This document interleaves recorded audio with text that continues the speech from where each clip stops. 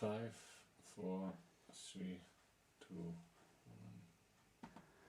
Hello and welcome to the 6th and final day of the SRS Ozone edition here in Le Grand-Bornand. I'm Tarquin Cooper. I'm Millie Wallace. And we're going to be talking through all the action today and what the task for the final day organisers have laid on. It's 81.6 kilometres. It's a big route, much bigger than yesterday. It's going out to Lake Annecy and back, and we'll dive in a little bit on the details on that in a second. The weather, once again, it's looking really good, really promising, light southwesterly winds, maybe a bit of an inversion, but on the main, I mean, it's great. It's sunny blue skies right before a low pressure system is rolling through tomorrow and delivering thunderstorms and really bad weather on Saturday, Sunday. But yeah, we'll come into a little bit on the detail on some of those, the weather. It's not all great news for pilots. But first, a little recap on yesterday. So yesterday was a fairly short task. It was 48 kilometers, 101 pilots made goal. Big shout out to Horst Altmann, who was the last in goal after 2 hours, and he was the last in goal the day before as well. So, but he's, you know, it's all about getting to goal. And if you get to goal, slow and steady. Slow and steady, that's good. But the win, of course, was taken by Baptiste Lambert. But the day really belonged to the Flying Dutchman, Matthias Grunewald and Ronnie Guyson, who came in second and third respectively. Mette Krum, she's having an outstanding race. She is a fermentation scientist from Denmark, and where the flying is really, there's not much cross-country flying. So I was chatting with her earlier this morning. Really interesting character. She had a better day yesterday. She got the win, and she's leading in the overalls. Second place, Lena Sparvata, also really interesting pilot from Chile, and Ali Matthews from the UK, but lives locally. She came in third and 35th overall. So overall in the competition, this competition, we've got Baptiste out in front, Luke and Nicole in second place, and Aurelius Andriulanus in third place, and in the, well, Victor, we should mention Victor. Ooh, he's right there. Aguilera. So he's in fourth place, and he went from 38 points behind Aurelius to just 16 points. Could be anybody's game today for that third place. Yeah, so he said he's feeling the pressure, and I said to him, you know, he's 16 years old. I said, there's no pressure. You've had an outstanding race. Whatever happens, take it easy. Just enjoy yourself and fly well. So overall in the female, this contest, Meta has got a 300-point lead. Quite incredible. If she just puts in a solid today, gets to goal at least, she's got it. She should have that. And Lena is second, and Linda Hoch currently in third. So that's how we were from yesterday, but we're now going into the 6th and final day. And as I mentioned, it's an 81.6 kilometer task. And if we look at the map here, so in contrast to yesterday, the course is breaking outside of the valleys, and we get to go over to Lake Annecy. So Baptiste, one of the great things of this race is that Baptiste has been giving a little bit of briefing, helping pilots, sharing his local knowledge. So the race starts, we can see on the map where all the pilots are, up on Jalouvre, this peak here where most of them are collecting. It works well in the morning. Then it's south west all the way to Lake Annecy. So to get there, the best tactic is the ridge line just to the north of the course line, and that's the Lachat. They could also hop over. There's a mountain there just to the northwest.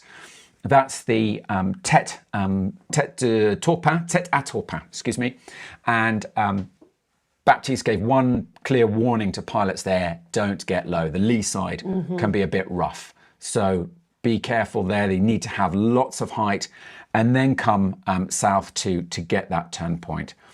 Then it's a case of going back up north. Baptiste's advice again to pilots was take your time, because the day may be slow in starting, but it should be when they get to the approach there, it should work. And there should be some soaring because the wind at that point will be coming from the north and a little bit of west in there. So those ridges should be working. Yep. Yes, weak, he said. So then it's coming back south, and just to the east of that cylinder, in the middle of the lake, you can see the Dent de l'Enfant.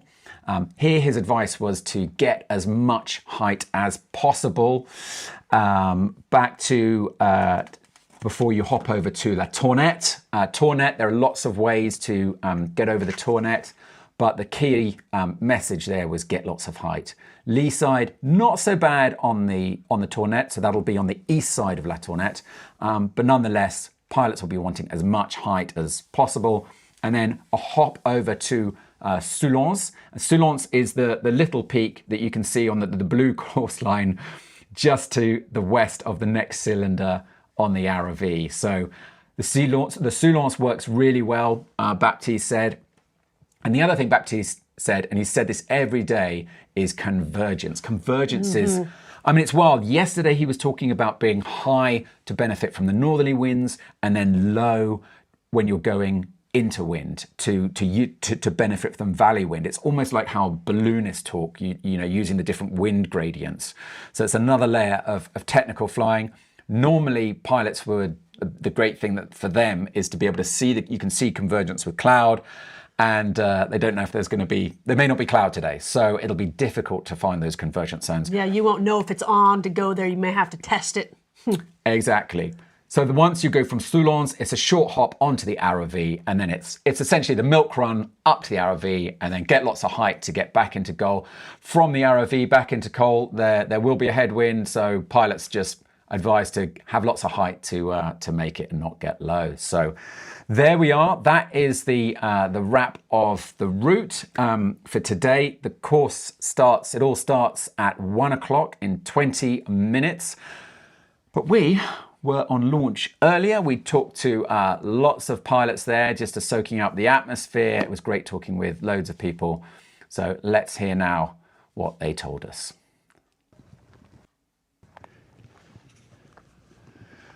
So good morning. It's another incredible day here in Le Grand-Bornand. Yeah, wild. Day 6 of flyable 6 days. 6 out of 6, and pilots are just setting up behind us.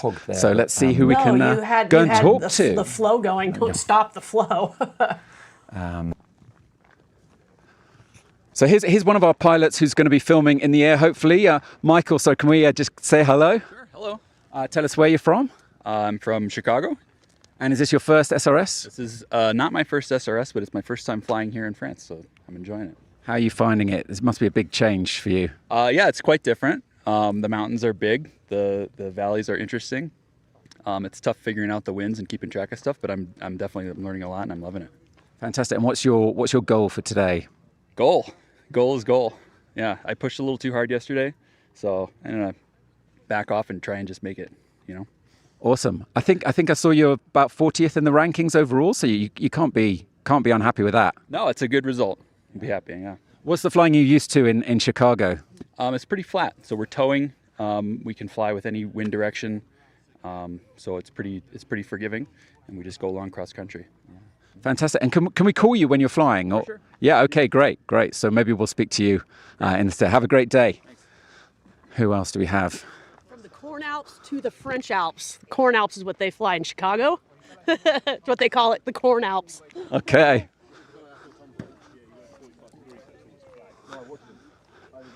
Oh, look, here we go. Look, we'll talk to Nick. Had a great day yesterday. Good morning, Nick. Good morning. How are you? Yeah, we're great. How are you? What a beautiful day.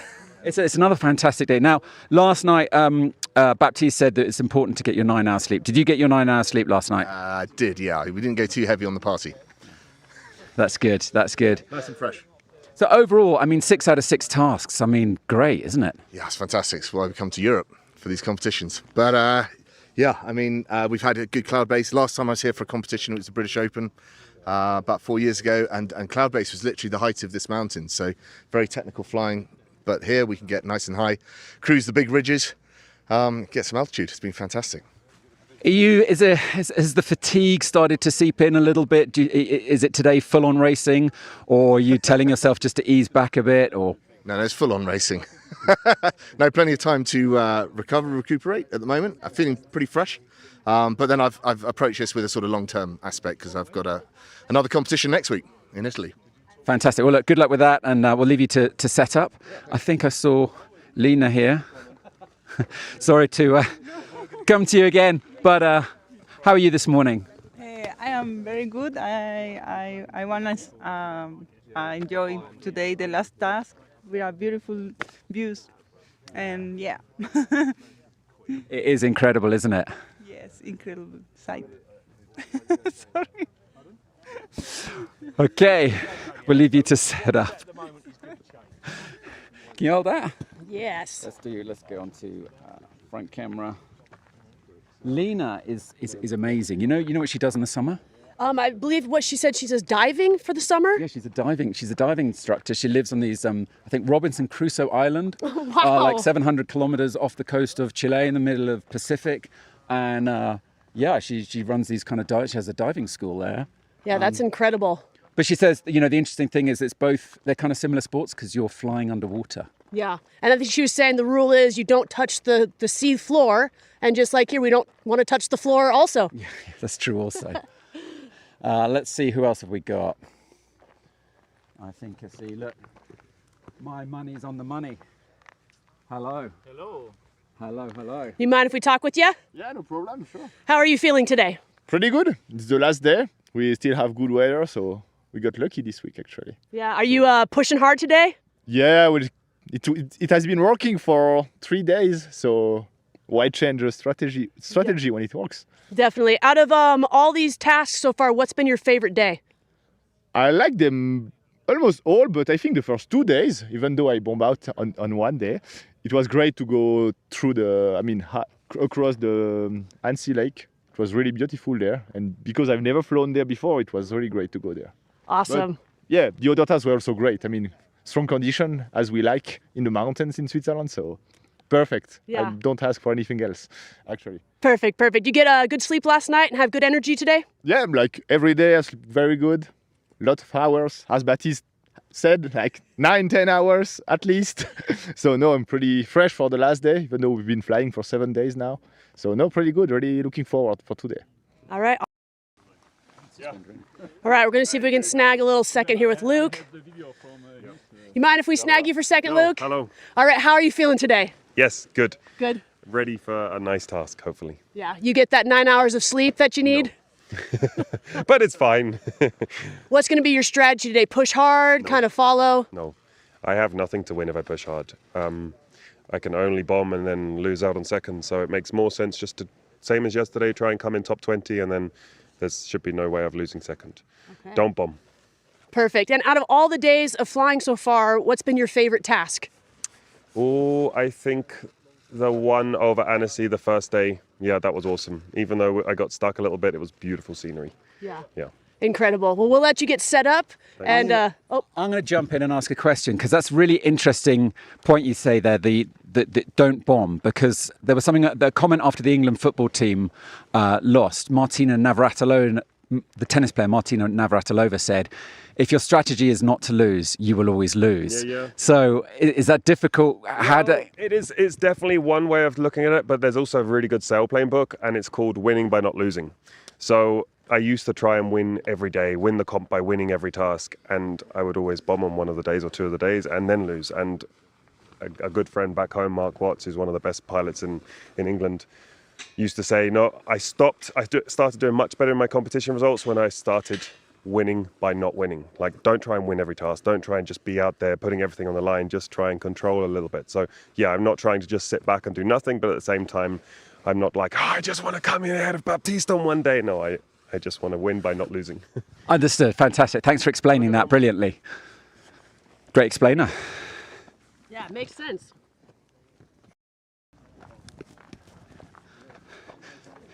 Chen Lai. Hi. Can we talk again?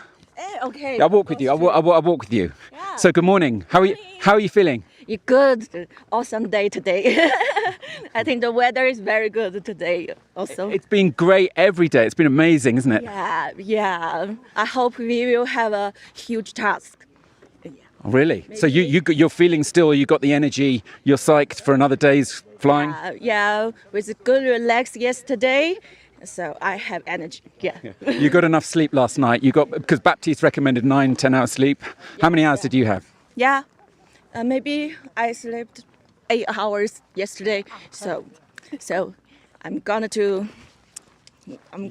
Crush it today. Yeah. Okay, I'll let you go on. Yeah. On you go. See you. Bye-bye.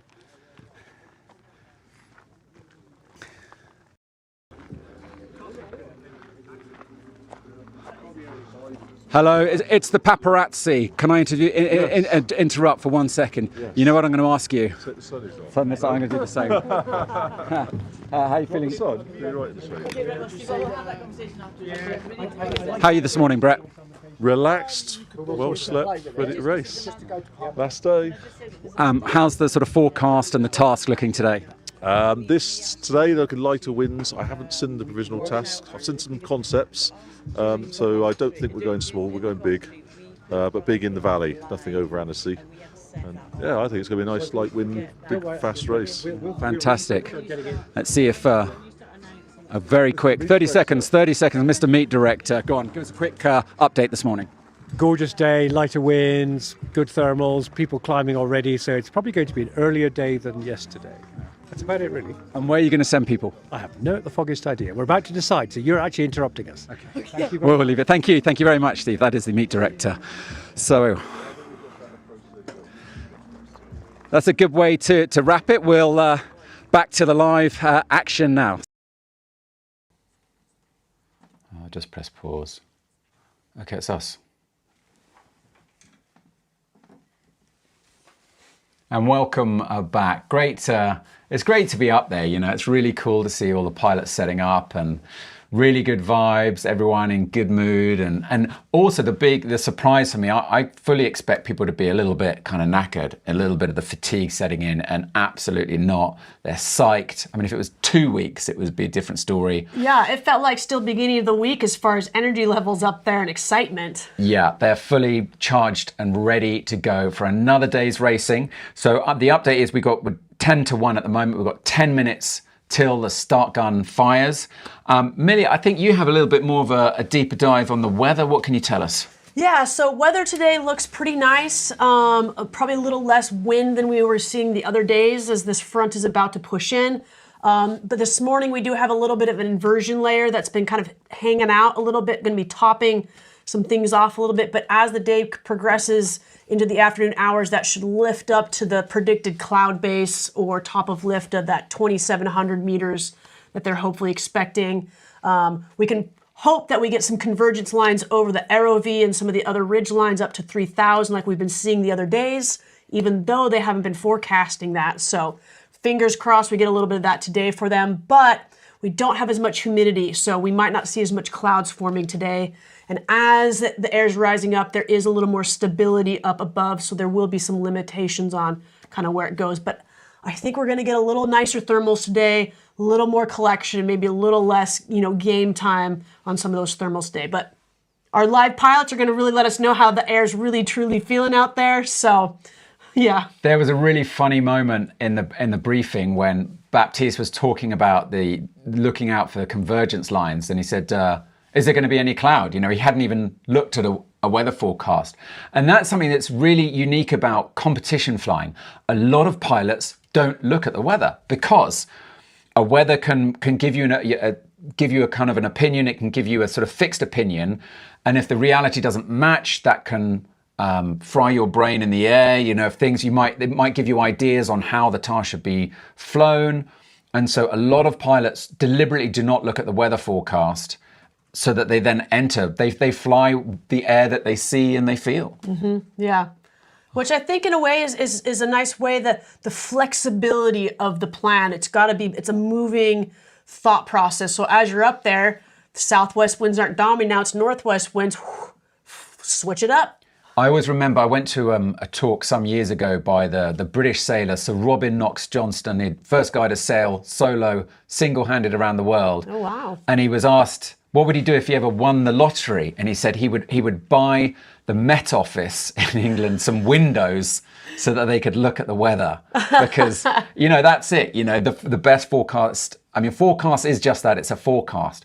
And I think what separates competition from XC from the cross-country pilots out there is the fact that, you know, the cross-country pilots got 5, 6 apps. We're all looking at these projections and things, and these guys just turn up. They put their trust and faith into the meet director, this is Steve Senior, or the organizers, that they're going to put on a task that's flyable. And then you just fly what you can feel and what you see and what works and what doesn't work. And that way you have the open mind necessary to respond accordingly. And you don't have any sort of fixed opinions in you. Yeah. It's not like a schedule where this time we're at this spot, this time we're at this spot. You're going to have to ebb and flow and find what's working the best, or you're going to be left behind. So there I was asking the various pilots what the weather was forecast. And they were like, oh, I don't know. Haven't checked. Find out in the briefing, you know. So a little update on our pilots in the sky. We've got 10 cameras in the air, and we've got a new lineup. We've got Jelle Johansson, who is our star aerial reporter. There was a nice moment as well. He got a little thank you for top landing yesterday to helping one of the pilots who had come in unplanned landing. Let's just leave it at that. One of the pilots yesterday had an unplanned landing following a collapse, but it was all okay, and Jelle came in and helped them relaunch. So he got a big thanks. He made goal, relaunched and made goal. Yeah. I'm not sure he did all the turn points though. Yeah. So we've got Marcin Krochik, we've got Mark Janaway, Simon Steiner, Getan Gerber is in the air, Marco Sommerfeld. We did a very memorable call with him a couple of days ago, and you can listen to that on our Instagram. That's Paragliding Live. Very funny. And the funny is, since we posted it, we learned. So what happened? I called him just as he went into this absolute ripper thermal, and he was swearing in different languages and going, it's 5-6. Well, he's since told us it was actually nearer 11. Yeah. Peaking. Yeah.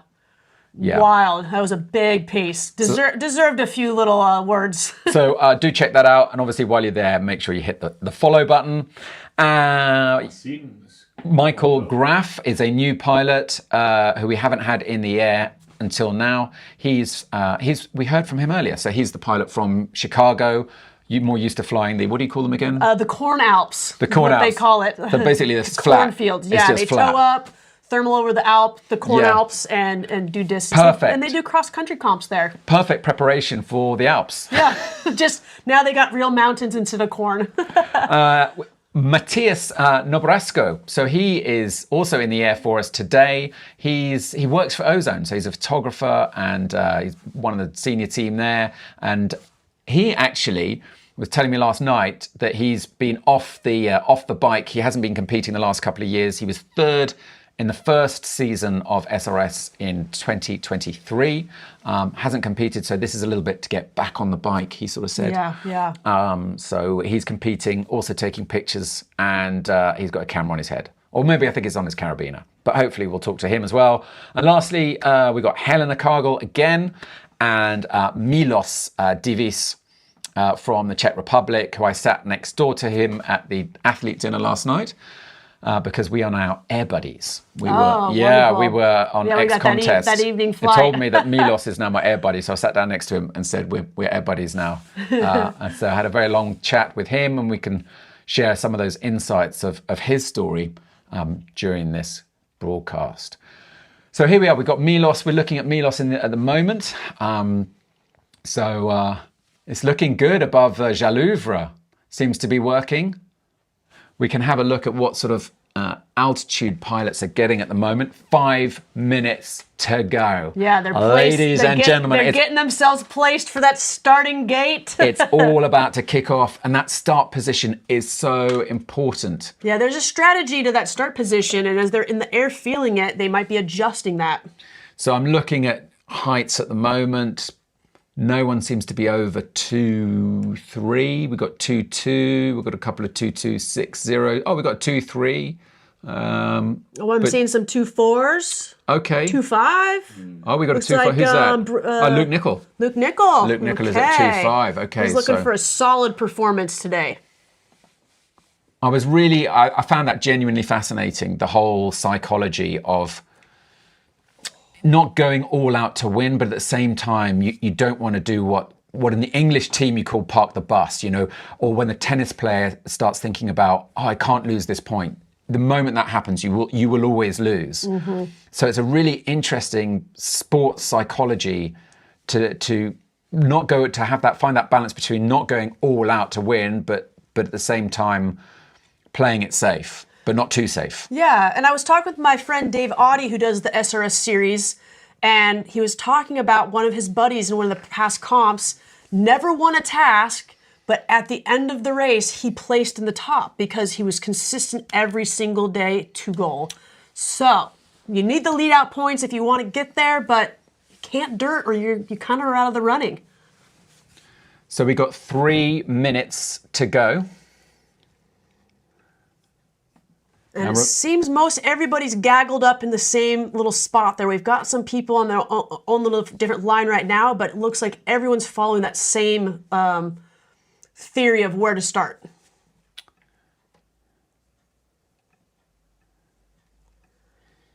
So as soon as it starts, that red line will turn green. There's a little bit of a delay with the live tracking. I have the top secret internal link. I've just been told to reboot this. And so occasionally you need to do that just to get to make sure it's as up to date as possible. But according to my watch, we've still got a couple of minutes to go. So I've got an internal live tracking link. So hopefully we'll have a little bit more update. We can really see what's going on. It looks like we're with Mark Janaway right now as they're all thermaling and just getting as much altitude as they can before that start hits on their instruments and it's go time. And then it's a run. So it's a run to the Lachau ridgeline. They'll be hoping that's working well. And it will be nice to see them all go over with altitude because we don't want to see them on that lee side and struggling or getting dirted out. So it's really nice to see them at some altitudes here and going to be pushing out to that Lachau ridge with some altitude to play whichever side is working best. Just fantastic to see. Glorious, absolutely glorious up there. Yeah, it's really interesting to watch the live footage. We see when they're on their brakes, when they're thermaling or need that extra control. We see them under those rears and some speed bar as they're going. But today is going to be a lot about pushing that bar, getting to those spots, and making sure that they keep the speed going to stay up with the pack. And that's one thing that was interesting about yesterday's task being a little shorter. Like I remember Luke was saying, if you fell behind, there just wasn't much time to catch back up. So you had to stay, if you got behind, it was no second mess ups. You had to really just chase it down. It was really hard to re-catch up, but as long as they stay in those top 20. 1 minute to go. Whew, 1 minute left. And then it is glide time. And I'll take a look and see what altitudes these guys are looking at currently as they're there. Let's get the map so that we can see. And then hopefully we'll be able to get a live update from Jelle.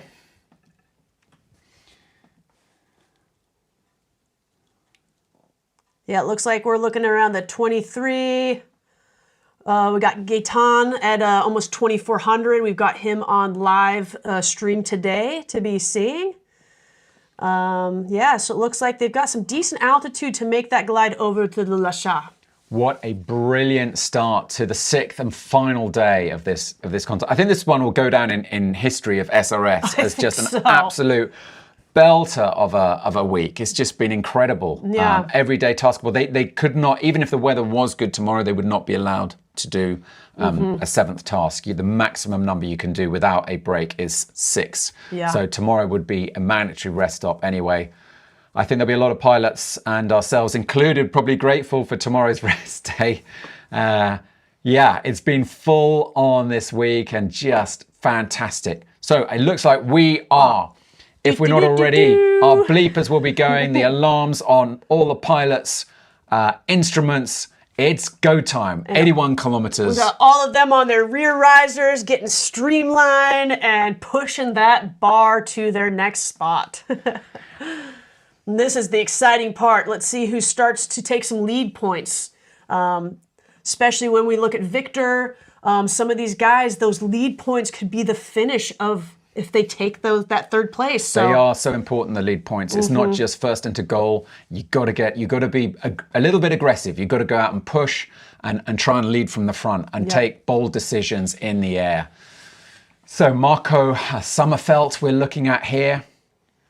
And you see everyone just lined up, headed to that beautiful Les Chats Ridge. And when you drive in on the road, you're just greeted with that beautiful ridge as your view coming in. Doesn't it just make you want to be up there? Yeah. How cool would that be? I'd just be like, yeah, come on, let's go, let's go. Yeah, we wanted them to throw us tandem on that pod and just zip us in and our little heads can stick out. Now we're with Mark Janaway and... Looks like he's on a nice glide. He's getting his phone out. Is that his phone? Is he actually holding it to take a picture? I think so. He posted some photos in the chat group of quite a few people yesterday. So brave soul. I'm gonna call him. He seems like he's on glide. Yeah. Got the phone in his hand. Let's see if I can get him on. And we've got Gaetan also on a nice glide there on those rears with that beautiful orange submarine harness. We see most of those pilots are just steady. When you guys are on glide, you don't want to be moving around a lot, shifting weight too much, coming on and off the bar. You kind of want to get on it and let that glide get settled. Let's see if we can get Mark Janaway. I'll give it a couple of rings, but... He may have put that phone away, but... Okay, I'm hanging up. Yeah, no. No, he went back onto his rears there, so focusing back on his glide. Maybe it's a good time we could try and chat with Jelle. So let's bring him on. I'll give him a call. Let's see if his stream is working nice for us.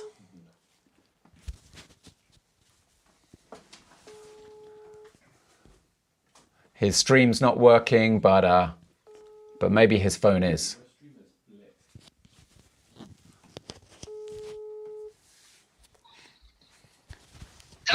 Can you hear me? Well, I can hear you loud and clear. Tell us the situation where you are.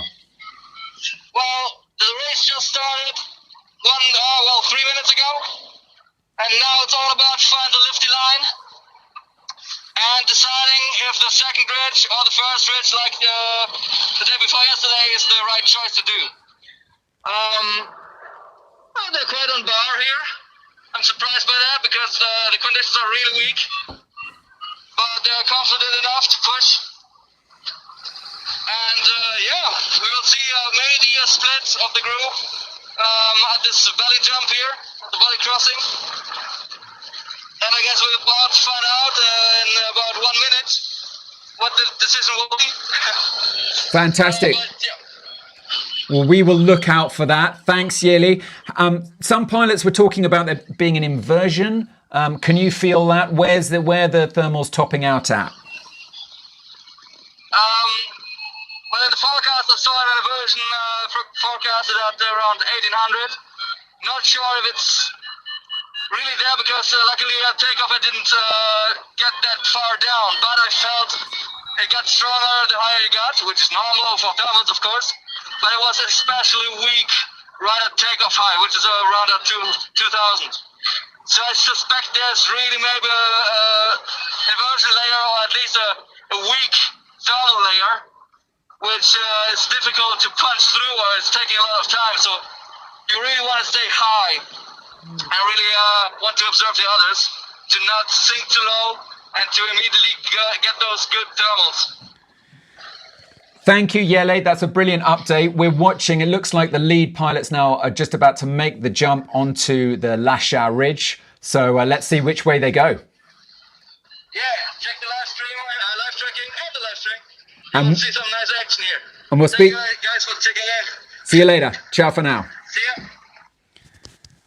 Wow. Okay. So there you have it. It's working. It's working, but like Baptiste said earlier, climb, get some altitudes today, and make sure you guys can get up. So I've got one eye here on the live tracking. Let's keep that up. and see how they make this this glide across. So they've got a hop over. Can you see? Let's see the altitudes that peeps have got. I'm just having a look. It seems like they're in the 2000s. Yeah, it looks like some of the lead pilots are at about 2000. 2-1, 2-2. It seems they're all at pretty healthy altitudes. Looking at the list. Yeah, we got Meta is at 2,033 meters. Oh, there's a Norwegian pilot at 1,300. That's not so good. But everyone else is doing pretty great. Yeah. So we'll keep an eye and see if a little human on feet pops up anytime soon. Hopefully not. Love everybody to have a really nice day to finish this whole week off. Yeah, I mean, what an end, what a climax. And I'm really happy as well for the pilots out there that they've done a longer course. There was a little bit of grumbling at the briefing. Did you hear that? That yesterday's task was a little bit short. Yeah. But, you know, hindsight's a wonderful thing. And they were worried about strong winds yesterday. So, yeah, that's always a hard call, especially when you're in charge of that many human lives. To make a task that's going to get everyone home safe is so important. And then, of course, after fact, you can always nitpick and say, well, we could have and we could have.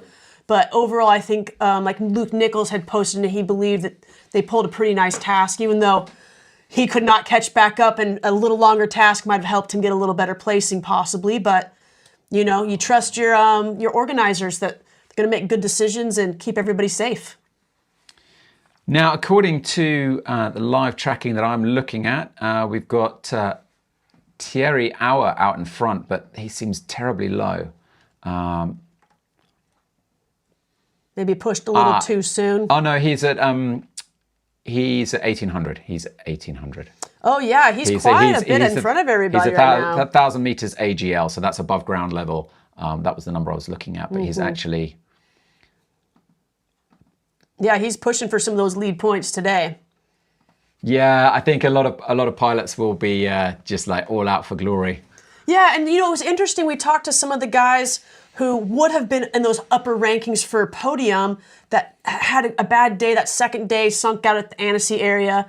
And they said this is a perfect opportunity for no pressure and to get a little more aggressive because the pressure's off and they can learn from that. When can they use this and still get a podium, and when can they peel back? So really good learning opportunity. But up to a point, the caveat being that every day does count. Yes. Yes. So, you know, if you really we're going to go out in a blaze of glory and bomb out. Yeah, that will be held against you. It does count, unlike a World Cup event. Yeah. They don't get to drop a day and push hard. So, but really interesting that they can try a little more aggression and not be so stressed on their placement because you know where they're at. So looking at Marco Sommerfeld and get a real feel for the valley crossing now. And seeing how they're going to reach into that ridge line altitude-wise, because we can see their altitude and then we have above ground level. And of course, they move away from the ridge, that ground level is going to increase as they get closer, you know. So it'll be interesting to see if that little bit of convergence is working yet. And if they're on the side, that's going to be breathing correctly already. So here we are with Marco Sommerfeld. I was just wondering, I think it looked like the live stream from Yele had kicked in again, and he's got a great view. I think he's just died again. Here we are. So great view just now if we cut to Yele. Yeah, and, a little further back. There you go. So great view out. Looking the glide across. He said the glide is working really well. He did note that people were pushing a little more bar than he thought for it not being super on, so really trusting that when they were going to get where they're at, that it's going to have a breath for them. Yeah, I mean, Marco, if I just now look at Marco Sommerfeld, I mean, they're not super high, are they? No. But if it's breathing and they can kind of soar their way up to the top there, then, you know, they'll be in a good position. So it's going to be exciting right now to see where that separation happens, if we keep people up, if people push out. And that could come down to a little bit of skill and comfort level. After so many days of flying, some people might be a little more cautious. My comfort level, I would be not comfortable at this point. If I am in Marco Sommerfeld's harness, I would be looking my brain would be screaming, find lift now, find lift. Yeah. Actually, he's okay, actually. Some of the others looked a little bit low across those treetops. Simon Steiner, on the other hand... Still on glide, still on those rears. Yeah, he seems to have quite a... Nice. Yeah, he's got a lot of altitude there, even though he's close to the ridge as we are. He's got good height. Yeah. So came in a little bit higher on that ridge where things are going to be a little more collected and be able to kind of slide and crab his way up to the top, hopefully. Although I have to say, he is pretty close to those trees. We won't give him a call right now, that's for sure. Yeah, no, it looks like he's staying efficient on those rears right now. Mark Janaway, he's also looking a little bit low. So he was looking a bit low just a second ago. But you know, all week we've caught him at low and then we catch him high and then we see him low and we catch him high. And he was talking about how he's made some decisions that didn't work out so great for him. So being a young 18-year-old pilot, I cannot wait over the next couple of years that all of this experience is going to put him into, I think, a really high category of skill. And we're going to see him on, much higher in the score rankings coming here in the next few years. Well, when we talk about young pilots, the obvious one to mention is Victor Aguilera's. I mean, 16, wow. Amazing. And to be competing with, people who are old enough to be your grandpa. Yeah, and I kicked onto his Instagram yesterday, and he flies tandems also. Really? No way. Incredible. I didn't know that. Brain power to be able to be such a rounded pilot at such a young age. So the maturity, yeah. Mm-hmm. Yeah, he said he was a little bit nervous and feeling the pressure. And I hope he's not feeling the pressure. He just needs to enjoy this. Just fly and see So what it he looks gets like we're to. seeing pilots now topping up. We're looking at Mark Janaway, and they are a little bit low. When I look on the leaderboard, which on SRS.live, you can see there now seems to be no one above 2,000 meters. So they've lost a lot of height to get over onto La Croix du Lachat, and they're now needing to top up. Get a little bit more lift, charge the batteries. Yep. And hopefully the solar power is nice and strong. But Baptiste did mention in the briefing that it might be a slower start today. So really top stuff off, because on those crossings, there just might not be a lot to work with until the breath hits in for the valleys. I mean, honestly, when I'm looking at some of these feeds, oh no, who's this? Marco, he's got good height there. Yeah, we got some little dots down below. So it sounds like Marco has been kind of the eye for a lot of people going, Marco's where we want to be, or in climbs that they want to be in. And I've heard many people say that they saw Marco just cranking up. So he's got some sense or some eye that some others aren't. Well, now what about Michael Graff? From the crop Alps, what are they called? The Corn Alps. Corn Alps, yeah. The Corn Alps of Chicago. Mm-hmm. He can sniff out a thermal in quite a different way of wicking points and feeling stuff. So it'll be really fun to follow an American pilot today. He's got good height. He's doing well. And then let's see how Milos, my new air buddy Milos. So I was getting Milos's story yesterday, and yeah, it's pretty extraordinary. He's in the same village of Stanislav Klikla, the designer of the Sky paragliders. Oh, and so he's from his village, and he always has wings made by him. But the interesting thing about Milos is, he's a busy guy, he's a programmer, he's married, he's got a couple of kids, and the only paragliding that he can do is competition flying. But he says he's not competitive. He doesn't bother looking at the results. It's just easier to go on a paragliding holiday. This is his paragliding holiday. You got retrieve, food, all the things are detailed out. You don't have to worry about anything. Buddies to fly with. and yet he's, I think, in 8th place overall. Yeah, so shows his salt piloting skills just in general. So he's a really interesting pilot, actually. And he said he's flown less than 100 hours this year already. Whereas, in contrast, a lot of the more elite pilots will be flying 200, 300 hours in a year. Mm-hmm. Yeah. So he's looking to get a little bit of turns going in there. But giving us a nice, beautiful view of the limestone cliffs that are in the Borno Valley there.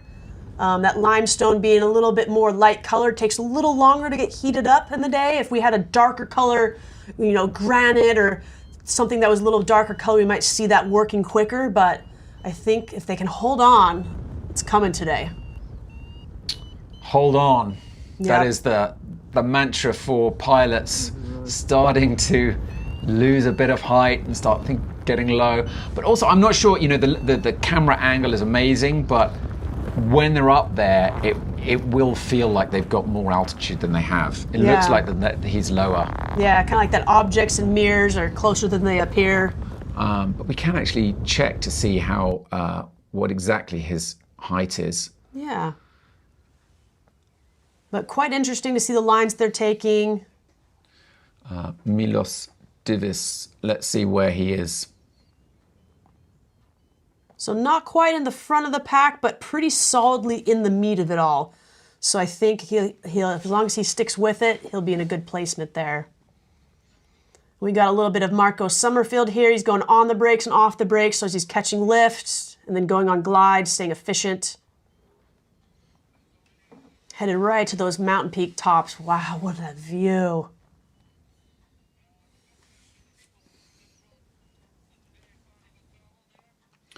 So we're looking at Milos Divis. I've just pulled up his stats, and it's 1,600 meters. So, and I can hear from Jele's just giving me a little update to say we're getting a clear split in the field. So could this be a deciding moment of the race?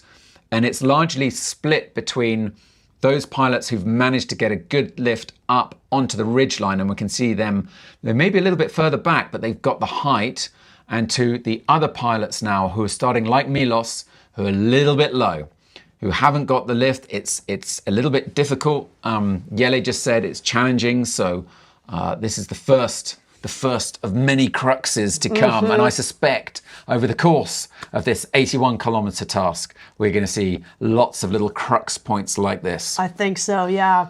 And it looks like we had got a comment from one of our commenters, viewers saying, next stop ESPN. That would be fantastic. And the way that we can get there, guys, is to hit the subscribe button so we can get more followers and more things open for us to do. Share this on your social media, get more people viewing it, and drop in some comments. Where are you guys from? Who are you rooting for today? Is there anybody you're a team such and such, today? Are you Team Marco, Team Simon, Team Baptiste, Team Luke? Let us know. And also tell us what you think the route that they should take. Where would you, if you're flying that ridgeline now, and you've got to get the cylinder by Lake Annecy, what is the course line? Where do you think the course line is? Is the best way to just follow the direct line, or maybe at this point is to hop west? And that was originally what Baptiste was suggesting to this the Teta Torpin, and then go south. So you make a little jump and then southwest to the Lake Annecy, or whether you go directly to the Tournette. Probably not working at this time of day, but let's see. And it looks like, as you're saying that, Baptiste is making the move off the Lachey over to that other ridge now. Oh, you're right. He has. He's making a move. And it looks like he's making that move before the ridge starts to drop in altitude. So he's using the highest peak to shoot himself off of, it looks like. What altitude has he got? 2146 meters right there. And it looks like we have somebody else, like Pitor went over already to that other ridge. He is offline right now, so we'll have to wait to get some more data from him. Milos, meanwhile, is still at 1,600 meters, and he's been desperately hoping for a climb to get out of this sticky point that he's in at the moment. What we see here, we've got some of the ladies kind of in that lead gaggle there. We've got Meta Crum still right up in there. We've got, looks like Lena Sparwater right there, probably wingtip to wingtip with her pretty close. So hopefully those ladies are working together with each other. But look at the live tracking. I mean, Baptiste. He just peeled away on that delta. I mean, he's just soared ahead. I mean, how's he managed that? And the thing to say here, he doesn't have the fastest wing. He's on a Ozone, a Delta 5, and he deliberately chose that wing. He's not on the Photon, which would be the most most performant wing in the Ozone range in the ENC class. And here he is, and it's really that the pilot The pilot is the deciding factor in this game.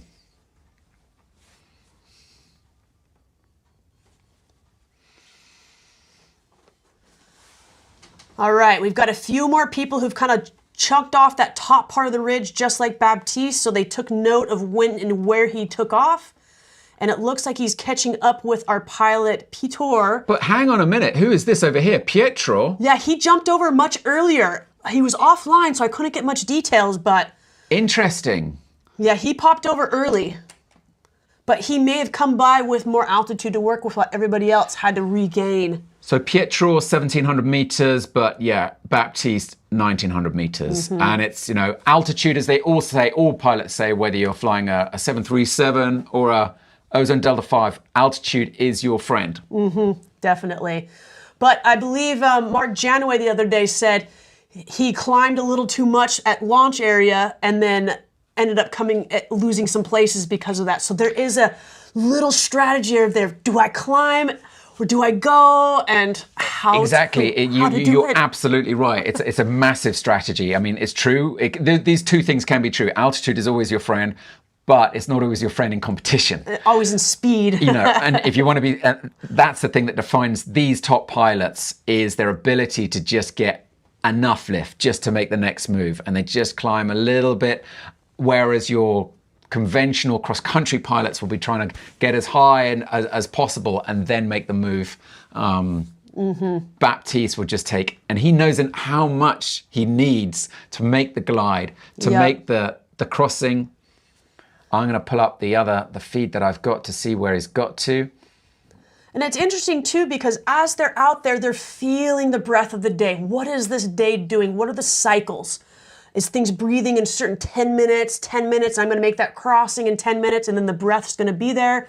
So sometimes they're trusting what they're feeling and that sun's doing the job where they need to go to. So Baptiste is 40 meters above ground. So he's made it to that next ridgeline top then. That's right. Man, we wish we had a camera on him. Yeah, we did ask him. We did ask Baptiste if we could just put a camera on him. But the thing is, he already has a camera. Yeah, so, and he's putting updates on his Instagram afterwards and full little briefs of everything. Baptiste, he's an absolute legend and a really lovely, approachable guy. And I think everyone's loving the fact that he's in this contest and showing all the other pilots how to fly. And he gave a talk last night all about, it was quite technical, I've got to say. It was all about the Macready law and polar curves and speed to fly. And whatever you do, don't ask me to explain that. But essentially, it's explaining the optimum amount of speed that you should have and how much speed you should apply, like how much speed bar, how much you should increase the speed, your airspeed, while you're flying in given situation.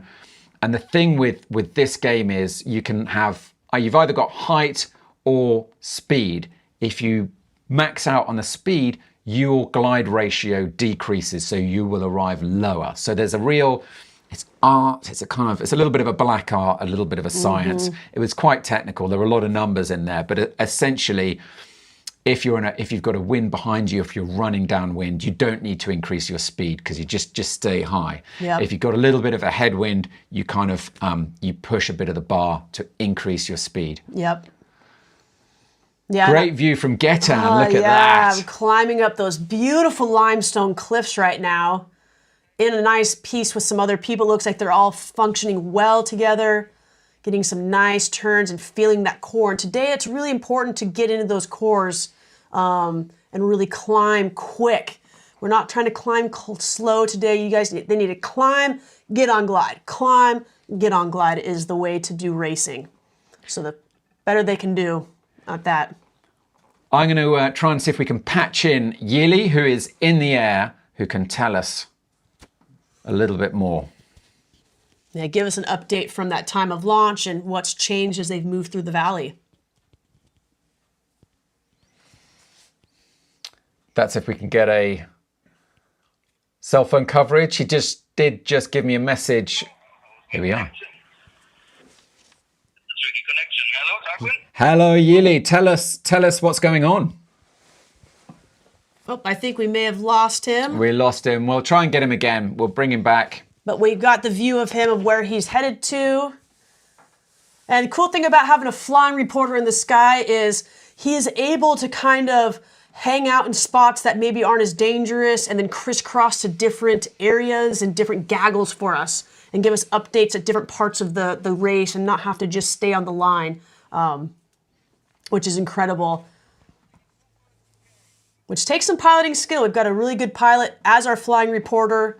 He's brave, he's in there, he's sticking in with everybody, climbing out when he needs to climb out, and then able to articulate to all of us and the viewers what is happening out there without being stressed on the waypoints and all that. So I think when it comes to contacting other pilots, we'll wait for them to have lots of altitude before we, and they're really on a good glide, because it's we did get some feedback yesterday that one of the pilots got a call just as they were trying to tag a turn point. In the end, it turned out it wasn't from us. Yes. I was worried it was, but it wasn't. And the trouble is, a phone call will override sometimes. If you've got your instrument on your phone, you can't then see if you've tagged the turn point. So yeah, that can be quite frustrating. Yep. So we want to make sure these live pilots are happy and all of that good stuff. So we're just grateful that they're willing to put these cameras on their head and give us viewers this magnificent views. I mean, Le Grand-Bornand is just incredible scenery to fly. I flew the other day and didn't catch much and took a sledder, delayed sledder, and beautiful. I was super happy still with it. We've got Marco Sommerfeld coming right up here. Looks like we might see one of those crosses on the top of the mountain peaks right there. Just incredible views. And then hopefully he'll catch a bit nice of that wind. I'm going to interrupt you a second because I've got Yili. I give you a quick one here. So far, it's a good crossing towards the next bridge here. The question is, how good is it floating? And so far, it's okay. We just need to take care to not get into the lee side of the valley winds, where those ridges are pointing towards the valley. But these specifically warned us before, from that. So, so far everybody's gliding good. Now with the third gaggle. But they're a little bit hesitant, of course, because also the conditions, we saw some really good thermals on the way, but not easy to catch. Not always so easy. Great stuff. So that was Yili in the air giving us a live report there, and fantastic. So yeah, not easy.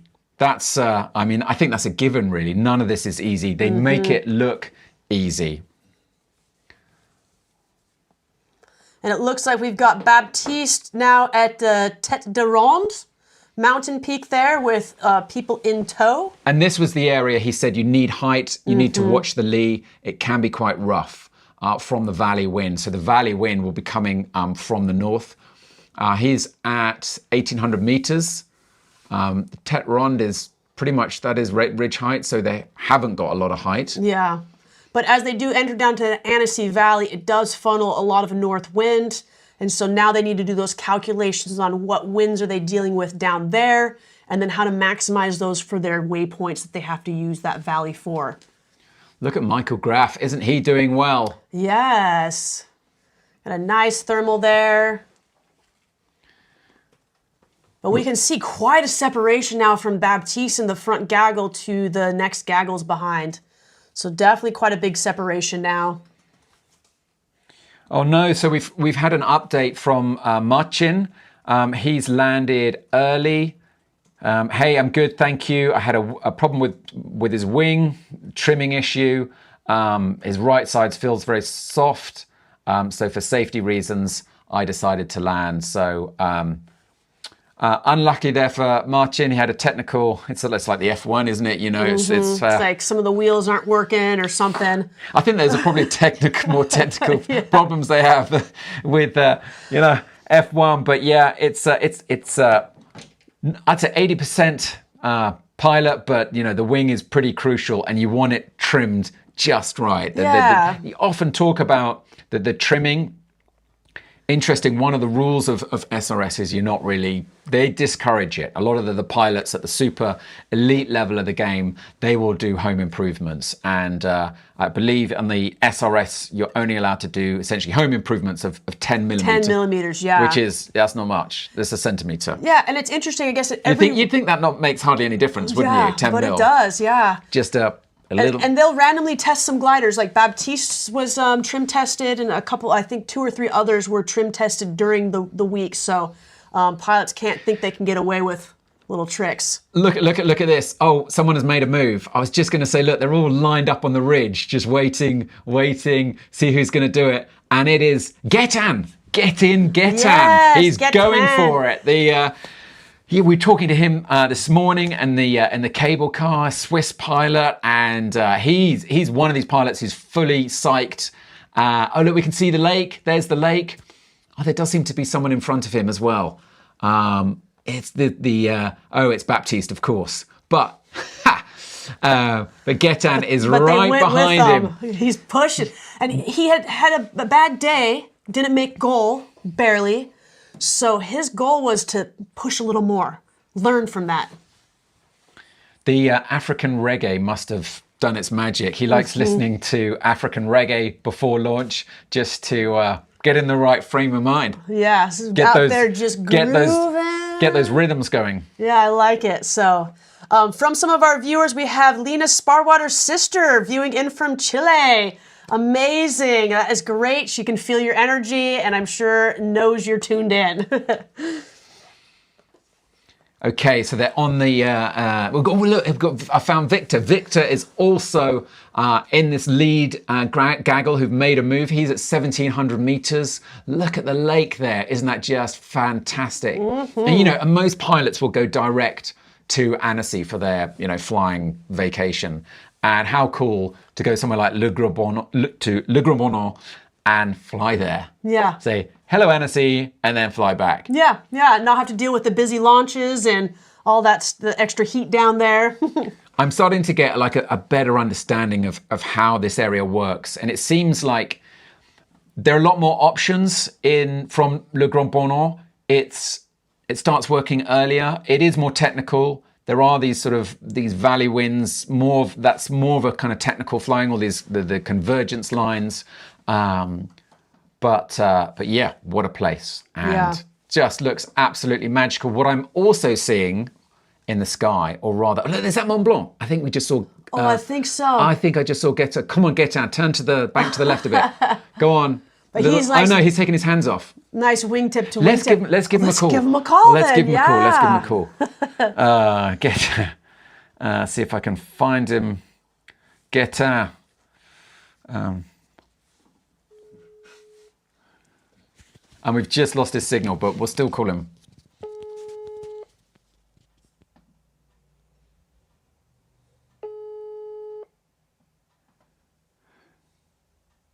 Oh, the wait, the anticipation. We'll give it one more ring and then we'll hang up. No. So, yeah. He's pushing with that front gaggle. He might want to just stay focused and learn as much as he can today. Yeah, but how exciting. It's just so exciting. Michael Graff. Where is Michael Graff? Let's see where he is in the... he's in about 42nd, I think, overall. So he's having a fantastic... Very solid work each day. Considering he's never flown in the Alps before. I mean, it's not bad. Yeah. I mean, you're at a pretty big disadvantage if you've only flown flatlands. Mm-hmm. And also not used to launching on a hillside.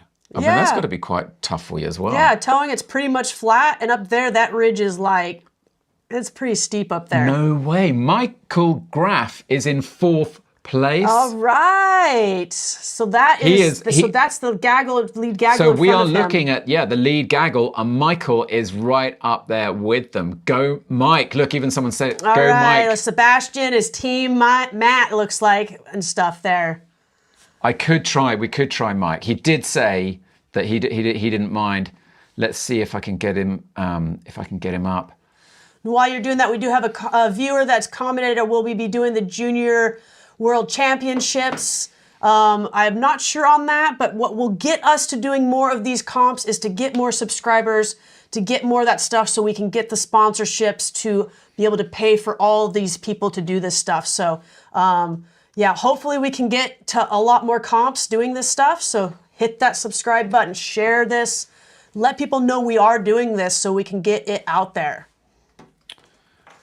But Michael Graf has got a nice line there with the lead gaggle and that beautiful view of the Annecy Valley and all those mountain peaks that surround it.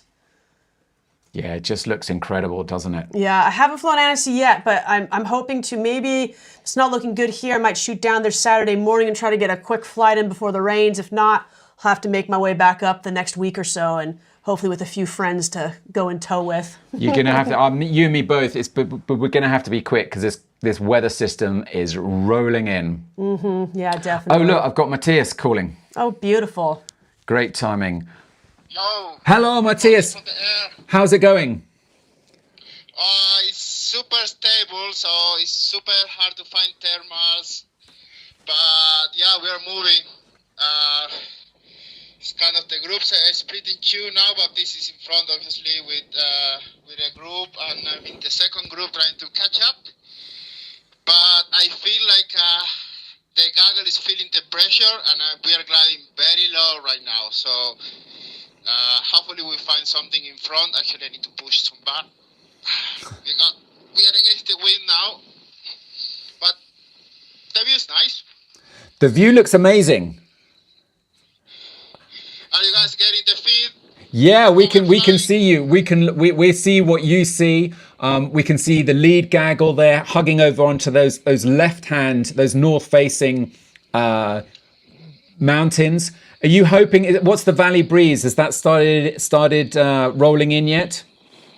Yeah, I'm top speed and I'm currently 54 kilometers an hour, so I reckon must be around 10 kilometers an hour of wind.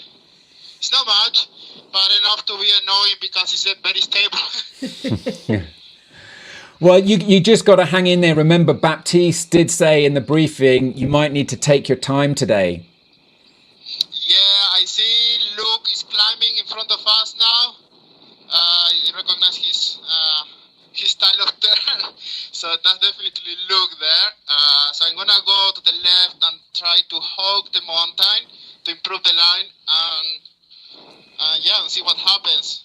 Thank you. I need to do the turn points. So yeah, I call you later when I have another beautiful view. Thanks for the update. See you. See you. That was brilliant. Yeah, wow, there what we a were, good update to hear. Trying to get Michael, and yeah, Matthias has beat us to it. So I'm just looking at the map of where he is. So he was just in the middle of that crossing.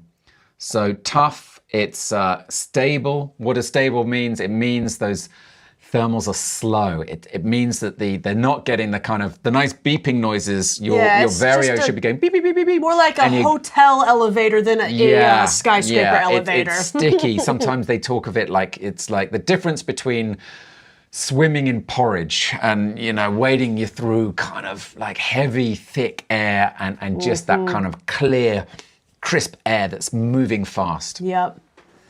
And it looks like Gaetan has got a nice view of the lake, so he's definitely in the front gaggle because none of our other live pilots have that same view yet of the lake. So Michael Graf is getting that view of the lake. Gaetan, they've got to be close to each other on that glide out there. So going to be interesting to see where they go from here.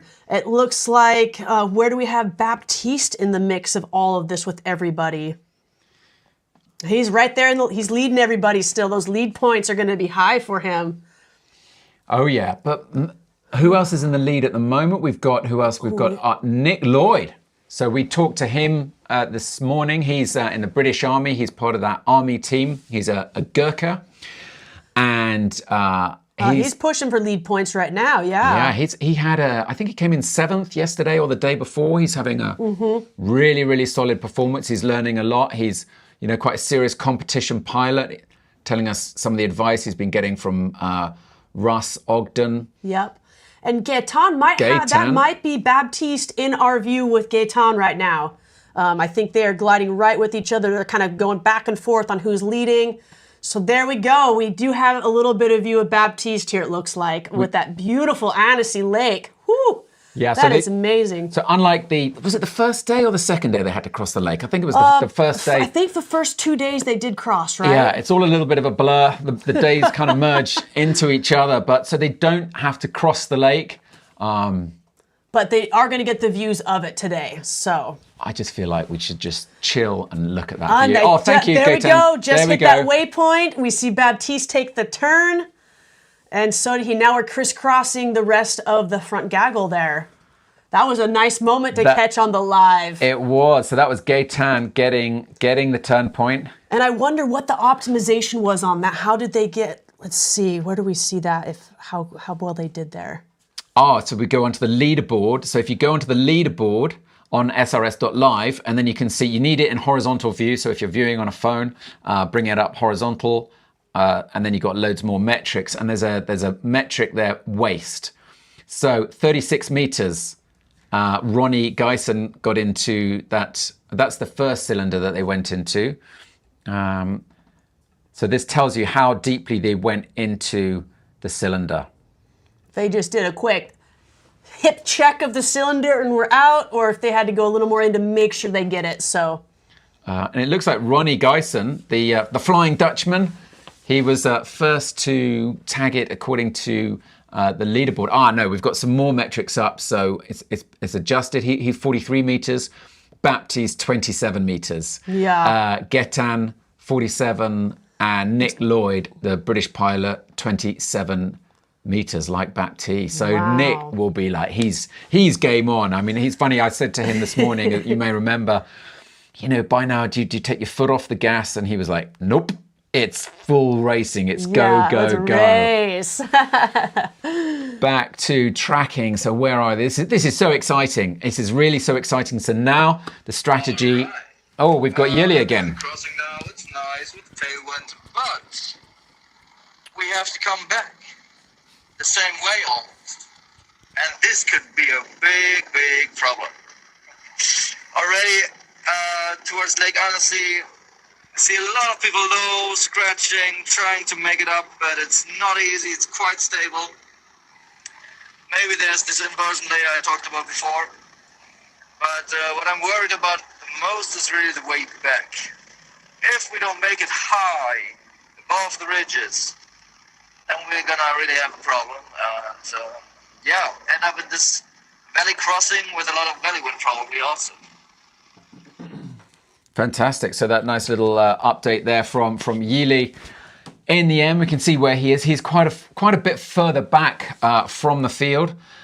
So for the lead pilots, if you remember from the briefing this morning, this is where Baptiste said you might need to take it slowly to wait till you get good lift. Mm-hmm. I don't think we're going to see anyone wait, to be really honest. Yeah, I think these guys are going to be pushing, trusting their equipment, their glides. Let's bring in Michael Graf. Look at his feed. Look how low he is. So they're trying to get a thermal right now. They're trying to get some lift. Baptiste did talk about the possibility of some soaring, being able to soar this north-south running ridge that we can see where that leads to the next cylinder. But if Matthias is right and the wind speed is only 10 kilometers an hour, that's not really enough. It'll help. Not much. And I guess it would depend on the slope angle and how much that wind is going to compress up to where they're at. So higher up on that hill, the more compression, they may have enough to ridge soar, but you get low, that might not be enough for the ridge soaring. You're going to be waiting for those pieces to come up to work with. So it'll be interesting to see where we climb out of here and who gets it from here, because this neck and neck, anyone can be switching and changing up here, but we can see on some of those views, some of the lower pilots kind of climb their way up. But it looks like Michael Graf is in a nice thermal with some people. Hopefully they all can be kind of finding the edges of it, finding the core of it, get wingtip to wingtip. We see Gaetan in Michael Graf's view there with the orange submarine, white and orange ozone as he's turning. And there we have Gaetan's view. So we'll be able to see Michael Graf in there probably. Yeah, they haven't got a lot of height. They have not got a lot of height. I'm just having a look at the... Ooh, Getan is 1,100 meters. Yeah, it's really low, really low.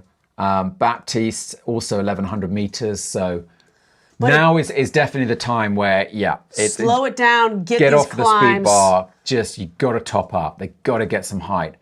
And this is where the strategy changes completely as well. This is where pilots start working together to hunt for those thermals, to find the lift. And as soon as you see someone going up, it's boom, get in that thermal. And it can be quite disconcerting when you do. In the times that I found a thermal, the few times that I found a thermal by myself, it's like you're under siege. All these pilots just coming straight at you, and you're like, ah. Yeah, and we're hoping by the whole week of flying together that they can read into the thermals correctly and not just come barreling in and shoot everybody out. So Getan is, it's 1,200 meters. So it's slow climbs, but they are climbing. Yeah, are they getting much? I don't know if they are. They just kind of holding. Looks like now they're searching again. And the biggest thing when you're with multiple people like this is a spread out situation. So we don't all want to be in the same line. We want to kind of spread out a little bit and then zigzag those wicking points so that you can kind of be working. If we got rock faces with ridge lines, that's going to feed a thermal up to a ridge line. So these guys are low enough that they are looking at the terrain and trying to maximize what that terrain is telling them to get them to the good spots. Yeah, who's this? There's some couple of really, really low pilots here. Aurelius, he's only at 1,300 meters. So hopefully we're getting to that hour where that breath is coming, and based on some of the skew-tees and things about that 1:30 hours when that inversion layer should start to lift. That was 20 minutes ago. Right here, so hopefully we're getting enough heat today because it was a warmer day up on launch today. So hopefully more's working. Those limestone cliffs are really kind of working if they can get up to them. It's hot. It's gone 1:30. So yeah, there is a little bit more west in the sun as well. So those west faces will starting to get some sun. We've just got to hang in there, haven't they? That was it today, is hang in. So it's going to be a day of patience, having to calm yourself mentally, slow it down from huge climbs they had this week. 6 meters per second climbs were 11. Were pretty normal, then all the way up to 11. So today is a different patience game, and I'm sure some of them, like one of the pilots said, it's a little frustrating to be dealing with kind of this weaker lift after a week of kind of strong stuff. Yeah, it's funny. It's almost like Spinal Tap, 6 meters second, 7, 11. We went to 11. I don't think they're hitting 11 today right now, so. No. Also, the other interesting thing about this sport, one of like a million interesting things about the sport is, to the casual observer, to your Joe Blogs tourist who's in Annecy for the week, this weather has all been the same. Lovely blue skies, sunny days, summer. Isn't it great? But for these pilots, every day is just a little bit subtly different, whether it's the wind speed, the thermal strength, just the way the air is moving. And that is our sport. It's reading this invisible sky. The micro weather. And it's often when airplane pilots come to this sport, they have weather knowledge, but not this micro, the actual smell of a thermal. Like, can I smell where that thermal came from? And all those little details are so important. Oh, absolutely. Your sense of smell, sometimes you can smell the cornfield, or maybe for Michael Graff, that's, in the flatlands, you can smell stuff that is on the ground, and that would be your indicator. Yeah, like I love in the morning when the thermals are in the morning and someone has a little campfire or you love the smell of a thermal in the morning? Especially, and you see some houses having little fires and you can smell that fire in the thermal, and as they progress throughout the day, the smell changes, and we're getting it from a lot of places, but. So Getan is now at 1,500 meters, approaching 6th Stream. We can see, it's like, ooh, everybody exhale, still in the game. They're not kicking the trees so much. Still, it's pretty close. Victor was really low recently. Where's he now? I can't see him. I've lost him. Maybe on one right there. He's still quite low at 1,700. Pietra Karolak, he's at 1,200 meters. And Matthias, I saw him a minute ago. Where's Matthias got to? Oh. Pilots arriving arrived at Lake Annecy, and we have Baptiste Lambert, who is just crossing over them, Gaten Gerber, and the other classic lead gaggle guys are just flying above us, taking last meters with our thermal here.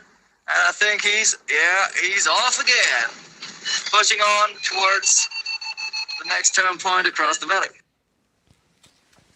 Thank you, Yili, for that update. I love how he said the classic guys in the lead gaggle, and it's true in most races. Very quickly on, you kind of determine who the most experienced or pushing pilots are, and they tend to kind of move through the whole week with a person and a couple people that kind of jump in here and there a couple days. But yeah, classic lead gaggle guys. Now, someone we haven't talked about is we haven't really spoken much about the female pilots in line. So let's we should have a little dial in and see where they all are. We're watching Helene Kagel. So she's not the most competitive of pilots, and that's a deliberate choice on her part. She's quite light on her wings, so I think she's only on a size 75 wing, 75 kilos that is. It's all about the weight. It's all about the weight, and in this sport it pays to have a lot of weight. Yeah, I'm in that 75 category as well, so... The more weight, the bigger the wing, the faster you go. So it's a huge discussion in the sport. We won't go there, but yeah, a lot ballast. of pilots. Ballast. Sarah Zimmerman was talking about carrying, 36 kilos. Wow. That's like putting a child on your back and carrying him everywhere with you. I mean, it's a little bit like when you see the pilots coming to the cable car in the morning. It's like watching the CrossFit Games. They're just carrying these huge loads. Mm-hmm. Or hoping there's water on launch so they don't have to drag it all the way up with them. So, but it looks like Metacrum, she is leading for the women. Provisionally, she's in 36th right now. And then next behind her would be Lena Sparwater, Magdalena Janaway. And then we work our way down a little bit. So still in some of those back gaggles, but staying consistent on their way there. So I'm just trying to bring up these female pilots. Where did you say? I'll bring her up on the... yeah, because we're crisscrossing, so now they might not actually be in there. Metacrum. Here we are. Let's get her up. Mm-hmm. There she is. Yeah, and she's headed to I think the next waypoint. So she's tagged that cylinder. I believe so, yeah. Because Sarah Zimmerman was further down in the ranking. So even though they're kind of in that same clump on the map, remember, we've got crisscrossing going on here. So they've got to hit that waypoint before they hit to the next, and we might have somewhere we don't quite know. For a lot of these pilots, the strategy is follow the ones in front, so you just got to be careful you're following the right pilot. Exactly, yeah. And when we start doing this crisscrossing, it gets a little tricky, but I do see we've got a few people on the ground. Oh no! Back in the Borno Valley, so I think a few of those people didn't quite climb out, but not many. Here we go. We've got a couple of... we might have one sunk out along the way here. It's always the way, some pilots just... They make it look easy, and actually, I think a lot of recreational pilots would also be bombing out here. Yeah, it looks like right above the lead gaggle, we've got somebody down on the ground there. So maybe just couldn't get a good climb and had to put it down nice and safe, which is part of it. But here we are. Whew, they're starting to get spread out. We see a big separation from the lead gaggle to the back of the pack. So it's going to be interesting to see the time differences when they do make their way into goal. But like we said, Baptiste said, slow down, get those climbs, and it seems a lot of people are following that as needed. There's still a long way to go. But wow, look at these views. Helena is getting us of those monstrous rock faces there of the Annecy Valley. Just spectacular views and those big green mountain meadows. But we can see them, on those brakes, managing those gliders. So that was Yili trying to call us, but it seems like... All right, finally we got thermal, 2-3 meter climb. But it's a really pain to see a lot of people scratching, a couple of 100 meters lower. And it takes some time to get back up here at the ridge height to make a good crossing. Low, and I think when the valley wind is already pushing up those slopes. And here also the wind is coming from the lake, which is at first pushing a little bit tailwind style. But yeah, it's not easy. It's not an easy way and easy task and an easy day. It's really tricky, but they're making a really good job, everybody here. Thank you, Yile. That's really insightful, and for your other reports that you've been sending through. We've been getting them loud and clear. What's the thermal strength like? Are they really weak?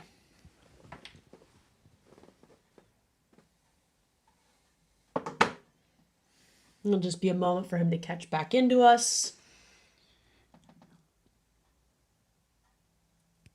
Well, it was working so great. Well, we might still catch him, so we'll take note.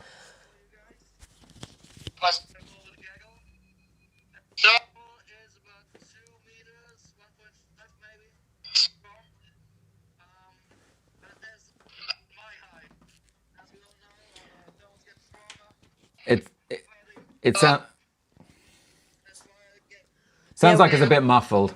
Yeah, we're not so quite. we'll come back to him and replay that message if we get the opportunity. But I did pick up that it's 2 meters per second. 2 meters per second. I mean, slow and steady. I mean, you can work with that, but you know, when you're racing, you want to climb and go.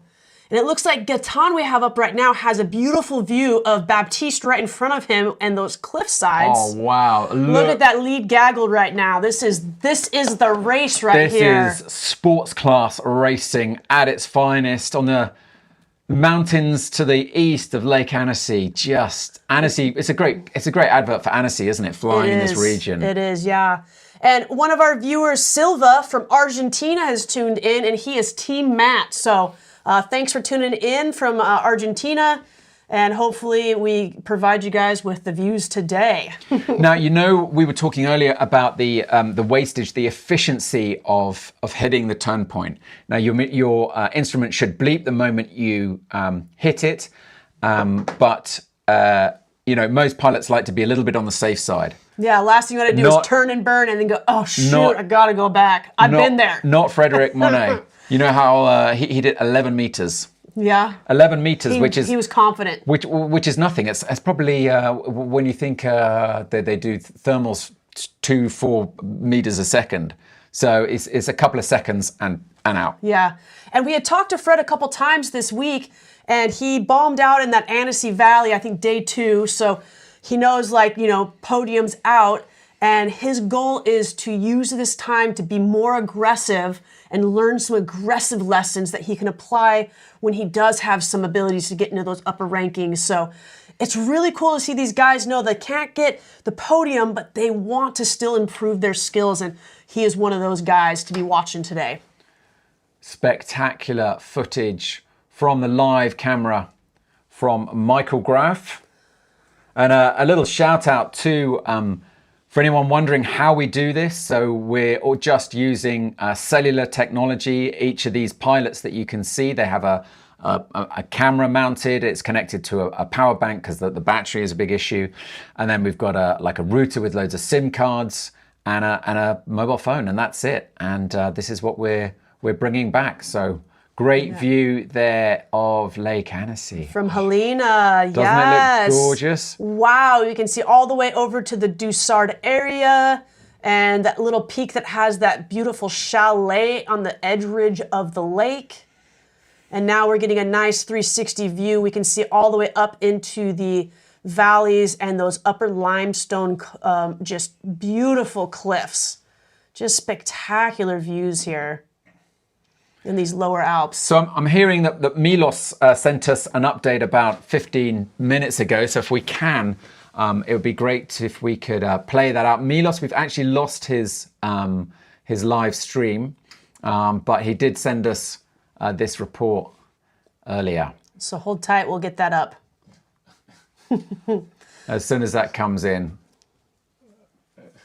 But right now we're going to go to Marco Summerfield We see Sommerfeld. He's the Swiss, the Sommerfeld, not the summer. Swiss German or Swiss French? I think they're Swiss German. Swiss German, okay. Sommerfeld. Yes. There we go. Got to get the right for French and for German, right? But we can see them coming up wingtip to that limestone cliff faces, tops of those beautiful trees, and off to his wing side there. So if we're looking at this situation, the pilots with the ridge to the right have the right of way. So if for some reason a pilot was coming towards them, they would need to peel off to the side of them and allow them to hold that right of way. And this is what keeps ridge soaring safe. Gaetan has just got some great lift. Oh, they've got something. Climbed up. We saw Baptiste was down below with Marcos, and now we have Gaetan up above. They've got out of that really sticky air. So Gaetan is now at 1,700 meters. Victor Aguilera, he's amazing. It's just rebooted, but he's among that lead group. We've got Nick Lloyd, my leaderboard showing him in front as well, close to 1750. And let's see if we can pull up Nick Lloyd. Let's see where he is. And this is exactly what Baptiste was saying. We're going to get to this area, and then you're going to need to maximize the ridge lift with thermals to be able to work our way to that waypoint. So they're going to be turning tagging that turn point, excuse me. Yes. Very, very shortly. Beautiful. We got Simon there, and I think we're working on getting Milos's update from the sky up. So at any point we might kind of get cut off, and we will be with Milos. Well, let's hold for the minute, because these lead gaggle are going to get that turn point very, very soon. And it looks like I've got Thierry Auer out front, and Victor Aguilera in second. And then behind you've got a gaggle with Nick Lloyd, Gaetan, Ronnie Geisen, Michael Graf, and Baptiste is actually at the rear of that gaggle. So yeah, I think I'm seeing them all thermally. There's Baptiste down below Michael now. Oh, they've got it. They'll be turning around. And so I think that was let's bring up turn and Gaetan. burn. Let's see if we can get Gaetan, because the orange harness there. He will be turning around very soon. Yeah, Michael Graf just saw them click and go. The orange harness, not red. Here we are. There Gaetan. we go. So Gaetan. Wow, look at the view. So they've turned around already. Yep. So we see some headwind, some people coming in and people leaving. So this is where the right of way issue comes into play, but it seems like they got the height over the ridge, so it's not really an issue. But yeah, they did talk about it in the meeting today to make sure. So when these scenarios did happen, that everyone was flying safe and predictable. I always think of it in this way. If I'm on the freeway and someone's in my lane coming at me, I'm not going to just hold and say, my lane, I'm going to make a move. But we don't want to be making any big moves when we're on glide. We want to stay focused and efficient. That's what they do in sailing. They just shout. If you got the right of way, you see all these clips of people just shouting starboard, because it's their right of way, and they won't actually think to move, and they'll keep shouting starboard at the moment, and until they actually hit the next sailing vessel. Yeah, I mean, it's so important to hold that line for that performance. As soon as you deviate, it changes the whole thing. But Marco Sommerfeld is getting some beautiful shots along that cliff ridge, soaring it. He's a little bit low. But it looks like he's climbing. So I hadn't checked. Has Marco tagged the turn point? If the cliff is on his right, I'm guessing not. I don't think so yet, yeah. He's still heading north to that cylinder. Yeah, once Marco that ridge is on their left. Yeah, currently 17th place. Looks like he's still got 2 kilometers to go. Luke Nicol is kind of hanging back. He's sort of 16th place a little bit. I mean, that's part of his strategy, just to have... Just be solid day. Doesn't need to push for too many points. His points are in a very good spot, so he just needs to get to goal in the top 20 would be the way for him to hold that second place. He doesn't want to get any further back. No, and there's there's no way today to get points to get to first unless for some reason Baptiste just dirts out and it's a full point day and he gets first. So being realistic, I think he had a really solid plan today to keep that second place podium for himself today. So the next big feature that they need to aim for is the Dent de l'Enfant. And that's that from there, it's a hop east. That's where they get the next cylinder. And then it's the hop east to La Tournette. And La Tournette is where they want to hopefully start getting some really big, proper climbs. But so far, I mean, just looking at Simon Steiner's feed, they just seem to be skimming the treetops here. Yep. Let's have a look at that feed and bring it up. And when they do head back to that La Tournette area, there is an area by that Annecy takeoff with a cable. So they said, make sure if you guys are low coming back by the launch on Annecy there, to be careful to watch out for that cable. And I think today that was good advice to give them because we do see people a little low having to climb out of things. So good thing for people to note for the sky. Marco Sommerfeld, meanwhile, he's got a bit of height now. And climbing up, he's made his way up over those limestone cliffs. He will be saying, thank you. Thank you very much. Yes, I need that. Simon Steiner, meanwhile, will be hoping, come on, I need a little bit of, give me something. And it seems that ridge soaring is working. It's compressed enough up on those cliffs to give him a little bit of that push up. A little bit of help. Race time, they've been going for 1 hour and 6 minutes. So not as fast as yesterday's task. Yesterday's task was a full sprint. Whew. That was wild. This is a little more, let's lock in and let's be ready to watch. It's a bit slower. It's a bit more technical. It's quite challenging. I can see now several pilots who haven't managed to stay up, who have bombed out. We've got a handful there in that valley near Tone. And yeah, that's the game. But seems the game. Many are holding on, and this is the day of patience and to see where the rounded skill sets are at. Some of these pilots are used to maybe weaker thermals, and they might have an ability to sniff and work those better.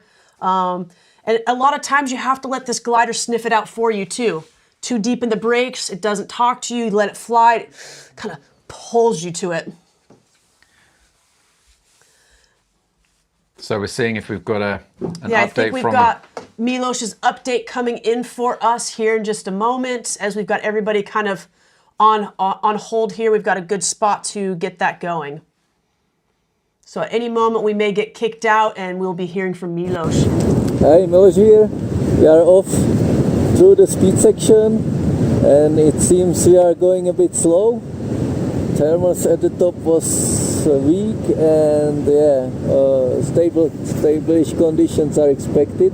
So we are not rushing to get enough heights at the next thermal in the lower hills, and then we connect to reach Aravis, I think, and then it will be stronger there, hopefully. So we will speed up more. Now we are on like a half bar, everybody, whole field going in front. Baptiste is in the first position and at top. Yeah, it seems nice. No clouds ahead though, so it will be harder, right?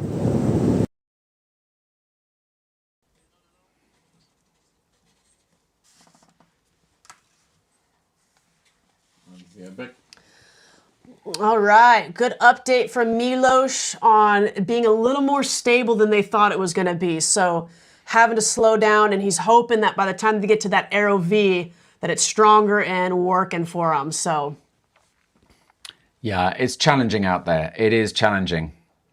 And after a full week of flying, it's got to be tough mentally right now to stay focused, stay in it, keep turning in those thermals. So yeah, keep those brains functioning. It was nice to hear a lot of people got good sleep last night. Kind of really, they had that Ozone dinner last night for the pilots. And of course, at those dinners, there's alcohol. And it sounds like many of the pilots were really responsible with what they were doing. There were some very fine French wines that were presented. And, you know, it would have been rude not to have at least tried the local produce. And it was, I can say honestly that it was a very nice wines. Yeah. But sounds like most of them partook in a responsible manner, got some good sleep, and they're here with good brain power, because this is full on. When you're low to the ground, you're not thinking about anything else. Is your car payment due? You know, or did the kids get to school today? Whatever is in your brain, it's all about moments, being in that moment. So, but looks like Mateus is climbing. I'm going to cut in a sec because we did have an update from Jelle a second ago. I'm still hanging here at the crossing, before the crossing, waiting for the leaders to come back. The good news is there are thermals. The bad news is they don't go much higher than 1900, maybe 1950. And also you don't want to arrive too low. Or you can kind of store it up and the thermals will be pushed towards here, but still it's not an easy, obvious way. And also before valley crossings, you really want to find a good group to go with. So you're not alone and not searching on the other side with a thermal to get back up. So yeah. Thank you, Jelle. Thanks for the update. We got that loud and clear, and yeah, we can see it's a struggle out there. We can see, so hang in there and see if you can keep up with the gaggle. It's fantastic work you're doing. So awesome stuff, and we'll see you soon. So yes, it's challenging. We can see it. We can see it. The thermals aren't working. It's a lot more challenging, and you know. Oh.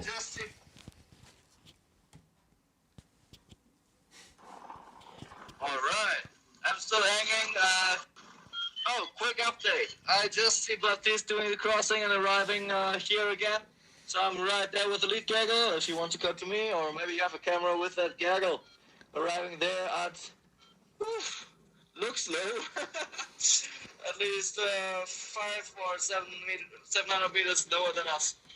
So yeah, that's low, 39. Okay.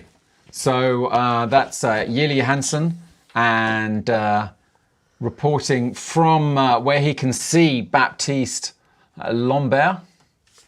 Yeah, interesting. When I looked at some of the weather today, I did see some of the SQTs showing a longer inversion into the 2:30 hour, hoping that one wasn't it. But we're just hitting on to 2:13 right now, so maybe we're getting to that hour where it's going to start to breathe for them and really start topping a little higher for them.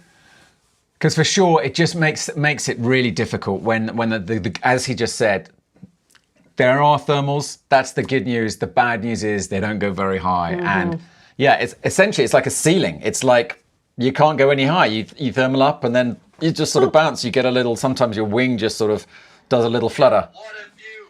That's just arriving underneath me. There's Gatan Gerber is still in the race in the 1, 2, 3, 4, 5th position. Yeah, that's awesome. Baptiste is leading the way, showing them where to go.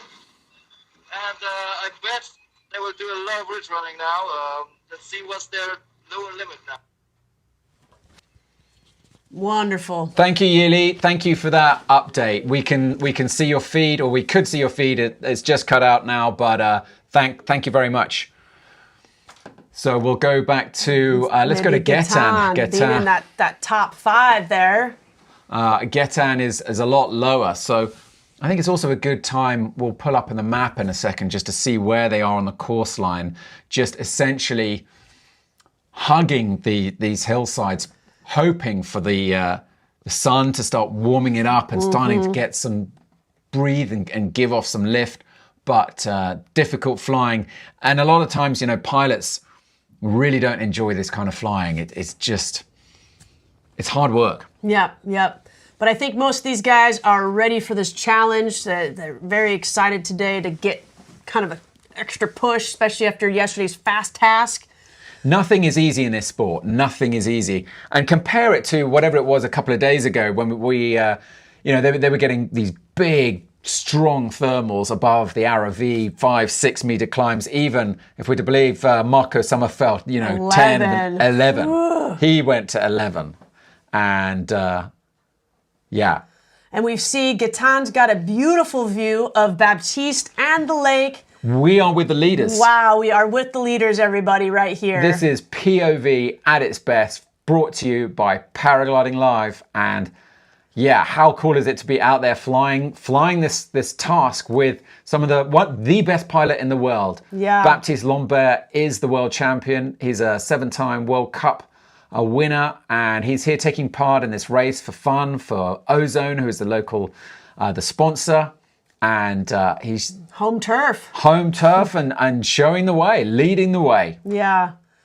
And it's amazing too, as we see this in their low, we see them tracing the terrain. Like a moment ago, Gaetan was there, and we saw Baptiste almost just kind of weight shift and slide himself on to keep that ridge lift going. So they're definitely very ridge soaring dominant right now, hoping to catch anything to get some turns in. But that's another part of the strategy, is the climbs need to be worth stopping the glide to climb in. And that's where sometimes expertise comes in. Is this enough to come off bar, come off this, when do you and stop? turn? And if not, I just lost more and now I'm in a worse position. So these guys have got to use a lot of strategy of keep the glide going, stop it when it's good. Look at Gaetan. You know, that's not a lot of height there. No, but you can see there lots of weight shifts, lots of steering those rear risers to keep everything efficient. Do you think he's going to clear that? He's just going to squeeze. I guess he'll just go lower on the ridge. Yeah, like, I think he's just going to have close to those trees. Look at that. He's just carving those trees like ski gates. But now it opens up. You'll see him. He's probably going to slide in with Baptiste over there as much as he can, and then he'll slide out as he needs. Using a little crabbing, that's where we're using some weight shift, maybe away from the train, but pulling ourselves in. This is technical flying, and it's, wow, is he close to those trees? Just got to read those trees, yeah. But great thing is, trees are good thermal wicks, so as long as he gets to the right parts of those trees, they might be catching some ridge lift and maybe hopefully some thermals. But well, I hope he gets to the right parts and not the wrong parts of those trees. And it appears the pilots to the right of him, that red glider, they've had to peel a little bit away from that terrain, but him and Baptiste have seemed to find a nice lifty line, and they're able to keep crabbing their way in towards those rock faces. 1,400 meters. Yeah, they're pretty low. Yeah, but some of that skill's coming into play there. This is really, you know, astonishing racing that we're watching now. Any kind of recreational hobby pilot would probably have bailed at this point and be looking for somewhere, pushed out for landing zones. Looking for somewhere to land. You know, it takes kind of courage. It takes, dare I say, you know, and knowing your skill and knowing that glider, and then all right, I have a landing zone unlocked, keep going. Still have that landing zone unlocked, keep going. Don't need to think of, oh, there's my next landing zone. I'm good to stay on this. But once that landing zone isn't there anymore, that's some decisions to be made to go into tiger country. So we're about 40 kilometers in, so we're approximately halfway on the course line, but you know, it just gets more technical. They've got a big jump to get across to the Aravi. That's difficult, complicated. They've got to get up the Tournette. They'll be hoping that works for sure. Yep. And yeah, the height of the Tournette, if I'm not mistaken, that is over 2,000 meters. So if the thermals are topping out at 1,900, yeah, it is over 2,000 meters. Oh, we got Simon. I just passed the turn point behind Annecy. The ridge went super well. I entered with 1250 and left it around 1700 without the turn. Heading back now to Lake Annecy again, and hope to continue. Great stuff there from Simon Steiner. Calm and collected with that update. Yeah, I'm going to send him a message again. Thank you, Simon, for that update. Is it difficult flying? Is it a struggle to stay up? What's it feel like?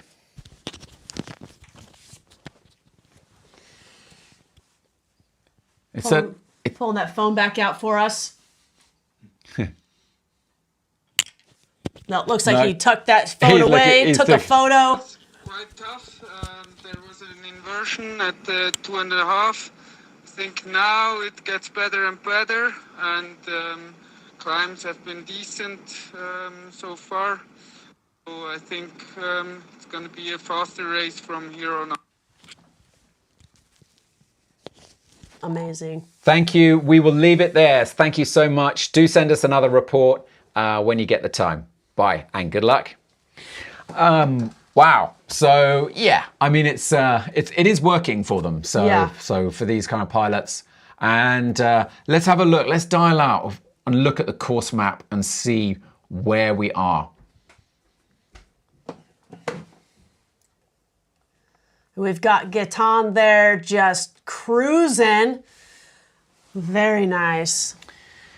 So as we look at this 81-kilometer course, we can see the majority of the field is to the east of Lake Annecy. And we've got the lead gaggle now approaching, if they haven't already, so they would have already tagged that turn point, the most southerly, southwesterly turn point on the task. And from here, it's a hop over to La Tournette and hoping to get over that. And in the briefing this morning, Baptiste was very clear. You want to have some height over the La Tournette, and that will be challenging because La Tournette is over 2,000 meters, and if the lift is topping out at 1,900 meters, they're not going to get over it. And the thing to know is that on the other side is a lee side, so that means you're in the sheltered side of the wind, and the wind air behaves exactly like water. So if you imagine there's a wave of water hitting the west side of La Tournette, it's going to hit it, it's going to go up, and then it's going to roll over and crash down the other side. So pilots on the east side of La Tournette will expect sinking air, and that's your worst nightmare. We call it, you get flushed, you get drilled. I mean, you're bombing out. We have lots of adjectives for this, and none of them are good. Yeah.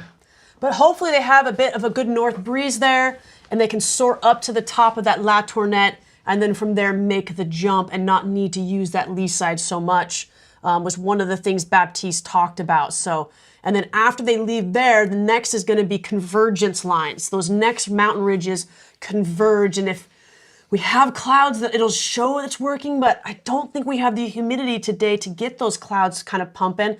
So they're just going to have to go see if convergence is working. So who's going to be brave and be the lead? And for those kind of friends and family who are watching, convergence is like when two rivers meet.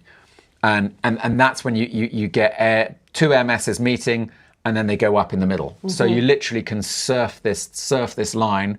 And if you're a local pilot and a world champion like Baptiste, you kind of know where to go hunting.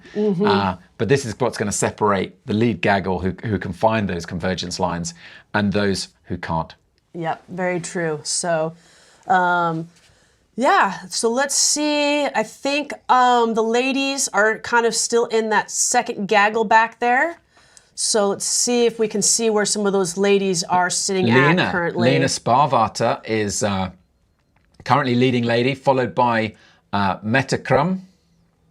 Very nice. Mette Krum's progression story, it's really amazing when you think about it. To come from a country where you don't really have cross-country flying, it's all winch flying in Denmark, and she got into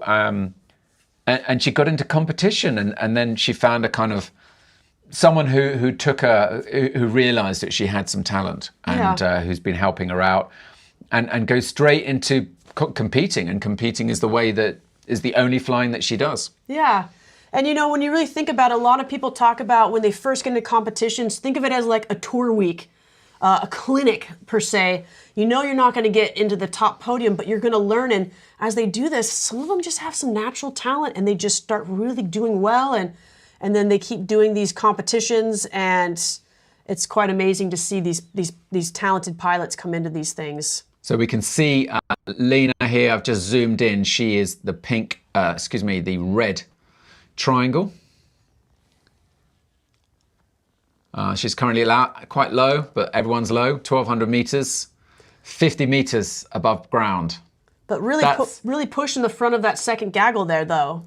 That's kind of out the comfort zone of a lot of pilots wouldn't like to be 50. I wish there's cameras on all of them so we could just pop in whenever we wanted to see where they're at. I'm looking at kind of like the different altitudes here of, 50 is quite low. Who's this? And this is Mette. Oh, Mette's got a little bit of good height there. And And then we've got Michael Graff up on the station right now, and it looks like he's about 9th. So he is up with that front gaggle right now. And we can see they are climbing right now. We see Gaetan in the view with him there with the orange submarine. So we've got some of our live guys close together here getting shots. So they are following that advice. Baptiste is probably doing the same. Let's climb, climb, climb before we make that next crossing. Great view there from Mateus Nombrasco. And I just saw Seaman waving at someone, or maybe he was just shaking out his hands. Sometimes you can get cold hands. Yeah, shake them out. Get the blood They're going. up here, so the circulation starts to go. But yeah, Mateus came 3rd overall in the SRS series 3 years ago, and he hasn't competed much. So this is about getting back on the horse, so to say, in this race. And I think he said it wasn't his wing he was flying; it was just a work wing. Yeah. So it's not 100% set up to the trim that he likes, but yeah, looks like he's doing well. And you know, it's 90% pilot, 10% equipment. It's always the saying in the sport. So if you've got the skill, you can pretty much fly anything. I'm sure if we put Baptiste on a Moxie, one of the A gliders, he probably would still be up in the top. Yeah, we were talking about that. He would know how to push those A's and that speed bar. And but beautiful views from Mateus. Talking about Baptiste, I can see he's heading to the north of La Tournette. So he's only at 1,600 meters. So probably going for that ridge. So that obviously there's enough wind for the ridge to be working for them to make that jump. So here they are. They're going for that ridge line to the north, and there's a whole load of them. Mm-hmm. Let's see. And they're nicely spread out too. They're not just ducks in a row, so that's going to show the different lifty lines and where people can kind of weight shift and shift themselves over to find that max. Florin Iftinka. Who else do we have up there? Victor Aguilera. Victor, our 16-year-old. So good lead out points. And let's zoom out again. So yeah, it's about 15 pilots there in that lead gaggle. Yeah, and some of the same names we've been seeing day by day, so they've all seemed to work well together, thermal well together. And like our in-air reporter Yili was saying, you kind of wanted to go on glide with people. So that way you can make sure you're maximizing the correct lines. If you're in sync and they're in lift, slide over to their line. Really comes into play. And that might be a big reason why so many people love doing cross-country comps as their vacation week, because you can find 2 people to fly with, and then if they sync out, you're on your own. But here, even if you came out with your buddies and your teammates, you have 100 teammates to work with. We all need to help each other, even though we're all being competitive. So it's always nice to have a lot of pilots in the sky painting the day, so you can really maximize your time. So a quick look at my leaderboard, and this is as it was of a few minutes ago. I've got Nick Lloyd out in front from Team GB, so he's having a great day. We saw it in his interview this morning. You can rewind and play that back. So he's got his Vario is saying he's going up at 1.4. Baptiste Lombert, Victor Aguilera, Ronnie Geisen. We've got Cyril Lombert in that lead gaggle as well. We've got Florin Iftinka. Who else is there? We've got Pascal Blum, Gaetan Geber, Matthias Grunefeld, and who is that? Mike Graff. Mike Graff. Let's pull up Mike Graff. Here he is. So he is in that lead gaggle. Let's see what they can see. Can we see the Tournette? The feed is maybe not the best. Maybe we go to Gaetan then. Yeah. It looks like his feed's a little better in that lead gaggle there. I know I was seeing Baptiste in the corner of his feed. And they're all in that front pack together. Gaetan is here. Let's bring in Gaetan. So as he circles round, we should be able to see. Those so that is the Tournette. There is the Tournette. And if I believe right, the Tournet is the tallest peak of the Annecy's little mountain valleys there. So if they can climb the Tournet, that gives them the best opportunity to shoot with some altitude. Because from here, they're climbing back up to where we're at up in this upper valley. They still got some way to go. The Tournet, yeah, it's over 2,000 meters, that's for sure. Yeah. Oh. Came to me, and now they turned back because there was nothing working. Now there's the second push, and Marco Sommerfeld, who came in with a lot of height, is now leading and joining me here, and hopefully soon working thermal. Okay, that does make that could be a game changer in the race. Where do they go from here if it's not working? I think some people might wait and see what Baptiste chooses to do. And if you're looking at live tracking, yeah, suddenly it's updated. Luke Nicol now made a move. So he's at 1,800 meters, whereas Baptiste is 1,500 meters. So maybe Luke Nicol has got the height to get a little bit of, you just got to climb on this ridgeline and then hop over to La Tournette. But yeah, interesting. So they went for it and they've turned around and now trying to climb. Yeah, and we can see Marco on the feed here, how he's climbing up and ridge soaring that peak there. So the north faces of those ridges. So if we have a look at Marco Sommerfeld's feed, that should inform us a little bit of current state. Oh, we can see him. He is there on the right. Let's try and make him full screen if we can. See if we see any marmots. We saw some marmots on our way up. We saw some hugging and kissing. It was adorable. But yeah, I'm not sure we'll see them on the mountainside, but maybe Marco will see them I'm not sure they're looking out for marmots. They didn't even see Mont Blanc a couple of days ago. Maybe we can radio him and say, Millie would like you to look for marmots. I don't think he'd be happy if we did that. No, I don't think so. But they are cute. But he is getting into the rock faces there, so that rock face hopefully is going to provide more heat and more thermals for them and ridge soar their way up nice and good. Still looks amazing. And it's always interesting too to see, are they on rears or are they on brakes? And he's on brakes right now, so he's really trying to maximize those climbs, get that lift coefficient in the wingtips and slow stuff down. In our sport, we have different speeds we've talked about. We have trim speed where hands are up. We have minimum speed where we can add brakes, slow the airspeed of the glider down to stay in lift.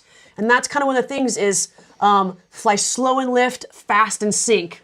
Racing though, sometimes that's not always what they want to do, but when they're trying to maximize some stuff, they need to slow it down to ridge soar. And what I can see on the stats here is that Marco's in lift. He has got a climb of a 1.4, which generally the standards of the sport, it's a weak. Yeah. It's a weak thermal, but it's a thermal and it's working. And so you've just got to milk it. And I think the strategy will be to try and milk it as much as possible, get a little bit of altitude. And then go on those glides. It looks like Marco has now gone on glide, hopped onto the rears. And if you guys don't know much about brakes versus rears, rears creates less lift in the glider. It keeps the angle of attack where they want it to be, but connects them with the glider so they can handle collapses and steer that glider with a good glide. And when they're on speed bar, they don't want the speed bar to be held back by the brakes. And so those rear risers allow that speed bar and glide to do the job it needs to do. So interesting here, if you've got the tracking up, have a look at Luke Nicol. He's having a go where the pilots just 10 minutes ago tried their chances, but he's got a bit more height. He's got 1,800 meters, and he's just trying to sneak around the corner there of that of this ridge line.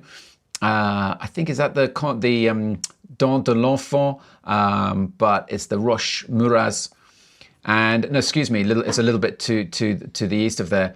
But yeah, he seems like he's going his own line. Good lead out points, but let's hope for his sake that works out. Meanwhile, Baptiste is further back, not a million miles back, but he's lower. He's at 1,600 meters. And he's with that gaggle now, trying to... following his own advice of don't go low, climb as you need, slow it down if needed.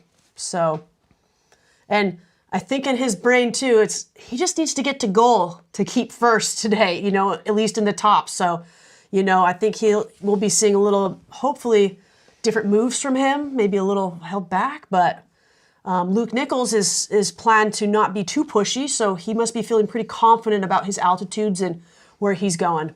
He's a great pilot. He's a really great pilot. Got a lot of talent. Interestingly, he came to the sport from hang gliding. He was based in the UK for a long time, which is where he's from, and then went out to New Zealand for a winter, and I think he said he stayed there 7 years or 5 years, and now he's based in Interlaken. So Interlaken is the home of tandem flying in the Alps, and another tandem pilot, and learned his craft there. And look at him now. He's a really, really top pilot. And what's interesting is with tandem flying, they're flying a lot of hours. They might not be thermaling and doing XC, but it keeps the stamina built. And tandem flying requires pretty good muscle. So he's still in shape by doing lots of tandem flying. Now, I just seen interesting. The two pilots with him is Nick Lloyd has joined up. So we've got Team GB over here. Okay. Nick Lloyd, part of the British Army team, and then we got Luke Nichol. His tracker's just gone offline. I'll bring up my other tracker and see if that can give me a little bit more up-to-date information. And we've got Nuno Gomez is up in that group. We haven't seen much of him in the top, so got another pilot giving some pushes today. And our map updated on us there, but it shows us we've got Meta Crum there at almost 2,000 meters, making her crossing over to her next waypoint area there. So Luke Nichol, his last known altitude was 1,900 meters. So, and he is now on the shoulder of La Tournette, the northwesterly shoulder of La Tournette, trying to kind of sneak his way around on the north side. So interesting, because that will be, let's think about this. Where is the valley? He'll be wondering where that valley breeze is coming from. Mm-hmm. And getting the right altitudes to make that crossing so he doesn't get on any sinking sides of those ridge lines, so he can kind of shoot across to that main ridge that leads them up to the ROV. Meanwhile, where is a certain Baptiste? Oh, look, Milo is doing well. He's also quite close to that grouping. Milo, Ulrich Jessup, Nick Lloyd, Nuno Gomez, Pascal Bloom, on the other hand, he is now on the west side of La Tournette. I think that is the approach of these pilots, is just kind of sneak in and stay on the west side, and because that'll be the side that's working. Baptiste did say on the east side is the lee, so that won't work so well. You do want to get some height, and certainly looking at the altitudes of some of these pilots, we've got Yili again coming in. And he's just cut out. So we'll hope when he comes on again, we'll go live to Yili. Pascal, 2,000 meters now. So it's clearly La Tournette is working, folks. La Tournette is breathing them up out of that inversion level, or the inversion now at that 2:30 hour that one forecast said is now lifting. So would be great because they're climbing in altitude now. So we would like that inversion and that stability to get a little better.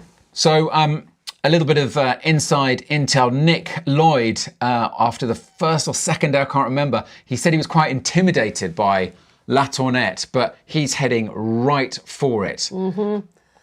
You know, after a full week of flying like they have been, they've got to be a lot more comfortable with this terrain and these features and kind of where to go. They've built a little more knowledge of this place. Absolutely. And whatever intimidated you on the first day, I mean, conditions were stronger then, of course, but I don't think he's intimidated today. He's up there up front with Luke Nichol and Pascal Bloom. Mm-hmm.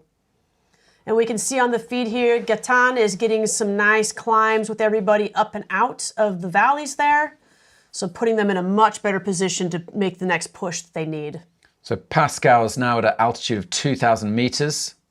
Good, good. So they're punching through that low ceiling now. Nick Lloyd, he's at 19. And what do we got Gaetan at? Luke is at 2,076. So Luke is doing well here. Whereas those other pilots who are forced to turn back. So if we look at, oh look, there's Meta. Yeah, just made that crossing, hit that waypoint, and is on the move to the next place. This is wild. I mean, this race could go to anyone. I mean, I was assuming that I was looking for Baptiste, and I can't see Baptiste anywhere in here. I think we'll go back on if I go on the leaderboard and pull him up. Mm-hmm.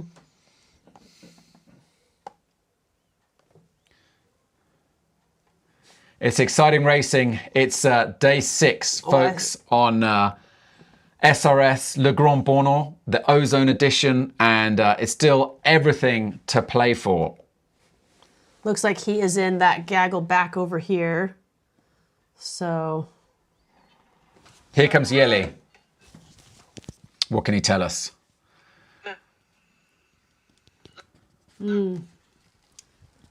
Looks like his stream's getting a little bit of a chunky one also.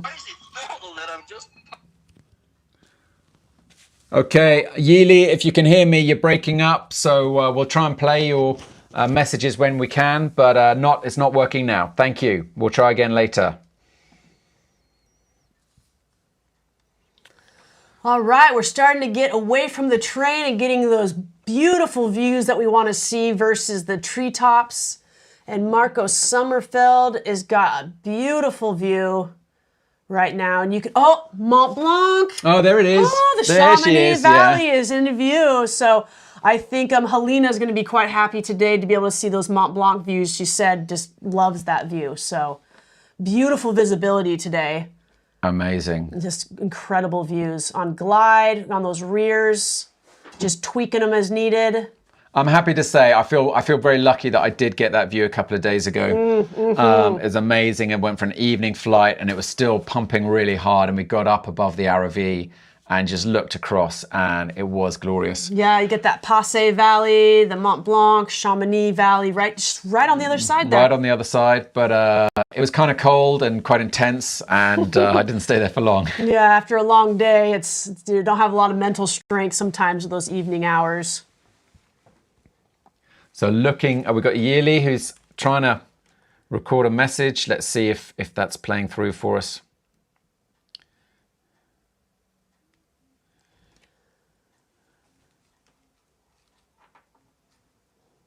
Not seeming to, it's not coming through. But we'll try and get that back up. Yeah, and if you guys we got, looks like 46 people tuned in. So as you guys are watching, pop on in, ask us questions. Who are you voting for? What feeds are you enjoying? And what colors maybe? We got a lot of colors of harnesses and wings. So are you seeing the colors you like on these pod harnesses? But beautiful. And if any of you guys have flown here, let us know. No. Let's see if we got this one. I'm just punching. Yili, if you can hear me, you're breaking up. Okay, so. Yeah, we see his feed's a little scattered, which probably means the cell phone reception, that area is a little scattered. That's right, as well. But there are thermals out there, so he said he just got a good one. Looking at Marco now, you can really see the gaggle, the pilots in front, and how low they are. Mm-hmm. I mean, this is really, really interesting. Like normally, if that was a view, the recreational kind of XC pilots, you'd be expecting people to land, wouldn't you? Yeah. I think. Do you think it's time for one of my little check-ins to see if we've got any little people about? Yeah. Where are the little people? So when we see, well, we've got a few pilots who have landed out, bombed out. Oh, there's one who bombed out over here in Alex. Adria Fabra, who is down in Alex. Who else have we bombed out? Isa. So a little shout out to these guys, Dirk Evergaard. Way to hold on as best you could, make good decisions. It's tough. Yana Lee. Alan, but Alan had a good flight yesterday. He made goals, so unlucky for him. Wow, but tough.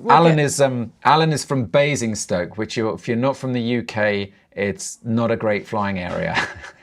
And it's challenging. You know, he was saying that you know, it's difficult to get the hours to compete in these level of contests. So yeah. See, Marcos is getting a little sketchy there, but wow, Gaetan's just to the side. Look at that. Okay. Wee. So this is quite scary flying. I mean, you know, I was soaring on a cliff face and I thought I was close, but this will feel so much closer. It feels like the wingtip is almost... We can see his shadow. Russian. How cool is that? There's amazing, amazing footage. Yeah. Let's just watch this. Incredible. Stay with Gaetan. And let's see while we're looking at that where Gaetan at, because he has been in the front gaggle. So let me just verify. Oh, look, and it's working up ahead. It looks like this guy's up ahead is getting lift. Yeah, he's 8th right now from provisional here. So that is the lead gaggle in front of him. So we are looking at the leaders, and they are comprised of Nick Lloyd, Pascal Karolak. What happened to... Where did Luke go? Luke is still there. Luke is still in there. He's still in the mix, hanging in there. And Gaetan now is in 3rd, so they're just basically doing this. They're one's here and then one's there, and it's just changing second by second. It's wild scenery. It's like they're threading their way through this terrain. Wow, it's just incredible, those mountain peak tops. Super cool. Meanwhile, Matthias he seems to have got a little bit of a lift. I'm going to see if I can pull him up and see where he is. Maybe he's due. He's thermaling. Matthias Nombrascu. I'm trying to see where he is on the leaderboard.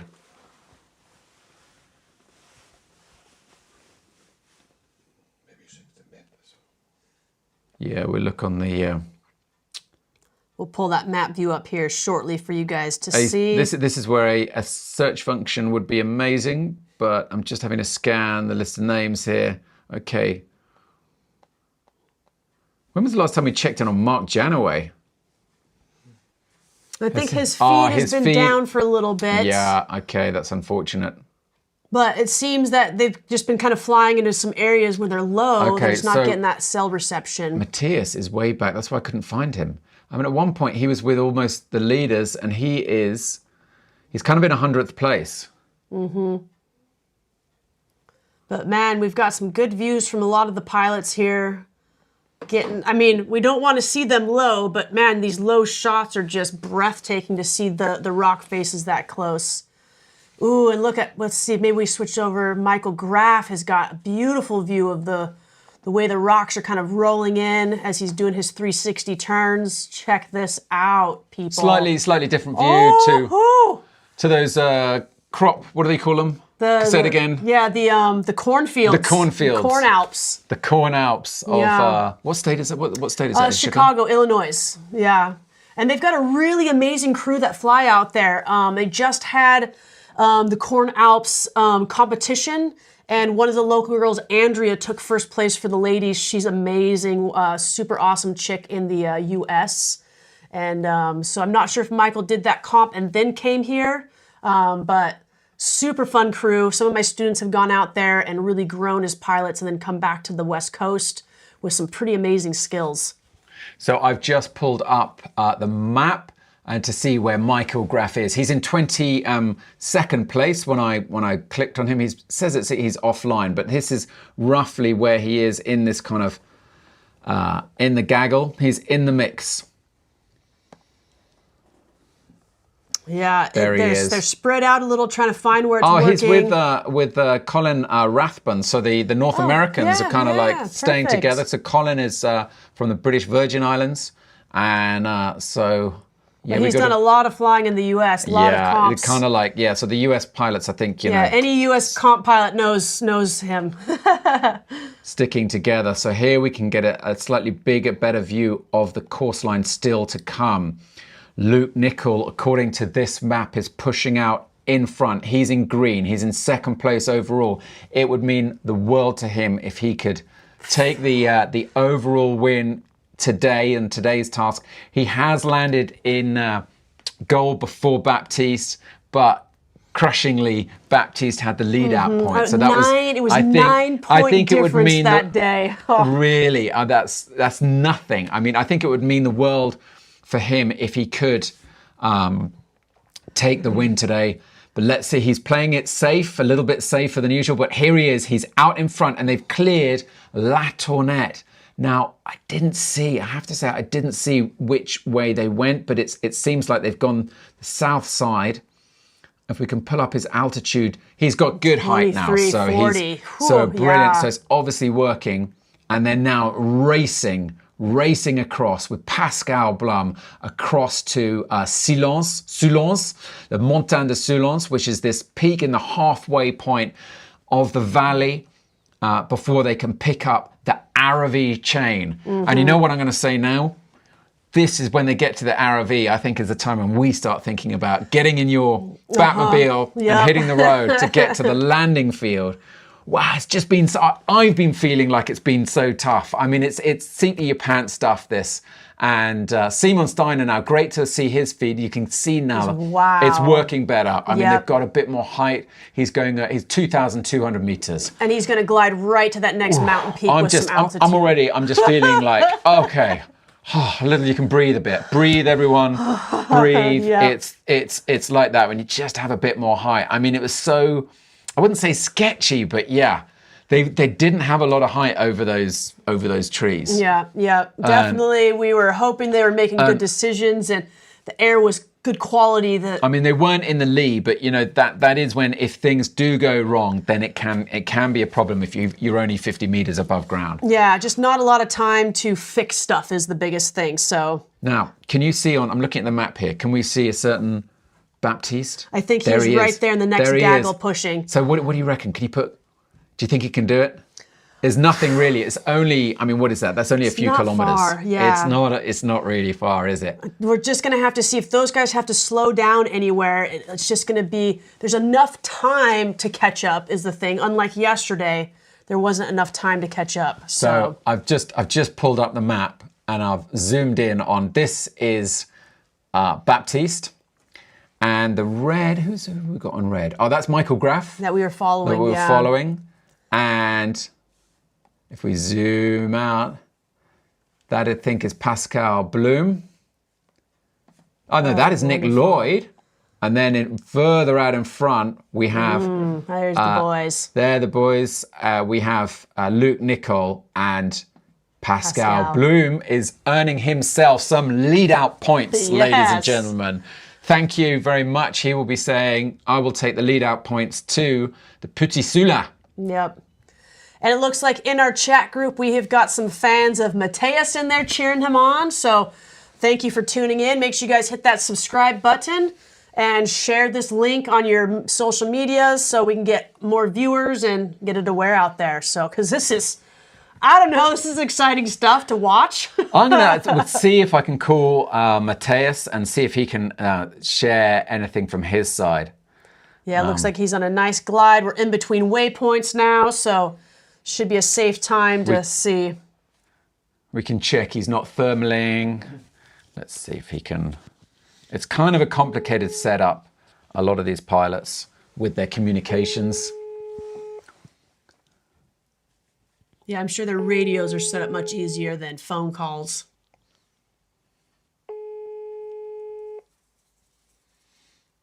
Hello. You're there, Matthias. How are you doing?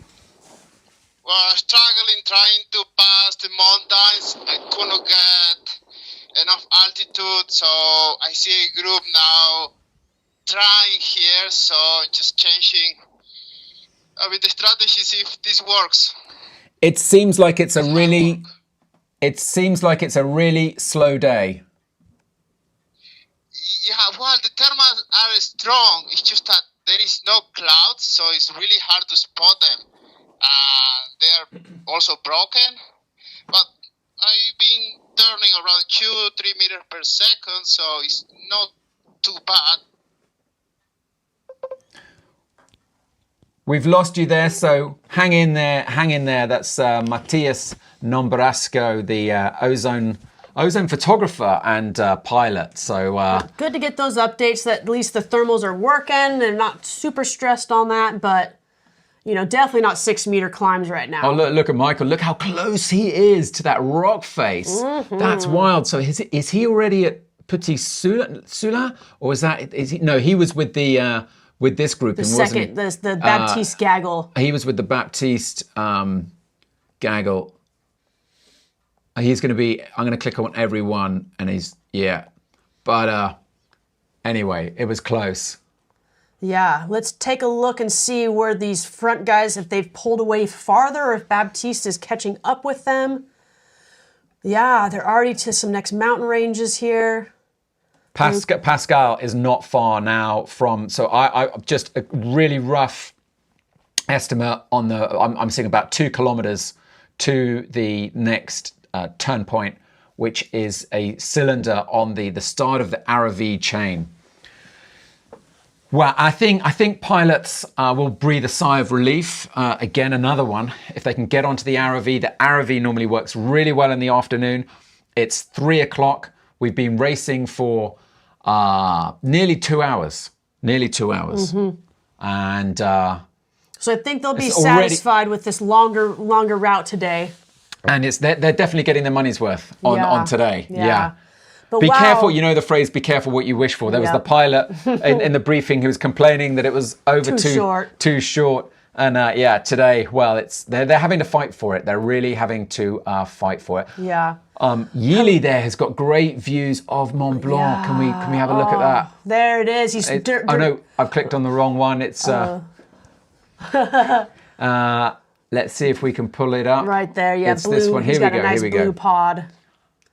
Oh, wow, look at that. Super good visibility today. At this point, I would tell Yile to just go and, why don't you just go and fly at Mont Blanc?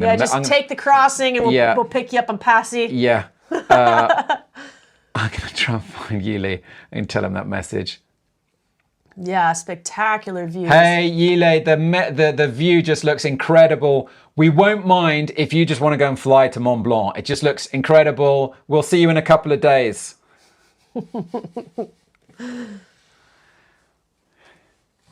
See if he responds to that. But it's so interesting. There's the mountains here. We have some solid chunks of mountain, and then we've got jagged just. I hope that was fine. Otherwise, let me know. I think this was just the winning move. Luke Nicole just pushed, went forward with the task. Quitted the thermal early and is now on his glide towards the almost last turn point. It's the second last, but it's only 70% of the task still missing, and it will be. Okay, so that is something we can't see. That is why Yile is in the air. So fast now on this ridge here. This will be a race. Yile, that's. Zoom and Luke Nicole. Yile is right behind him, 20-30 meters and higher.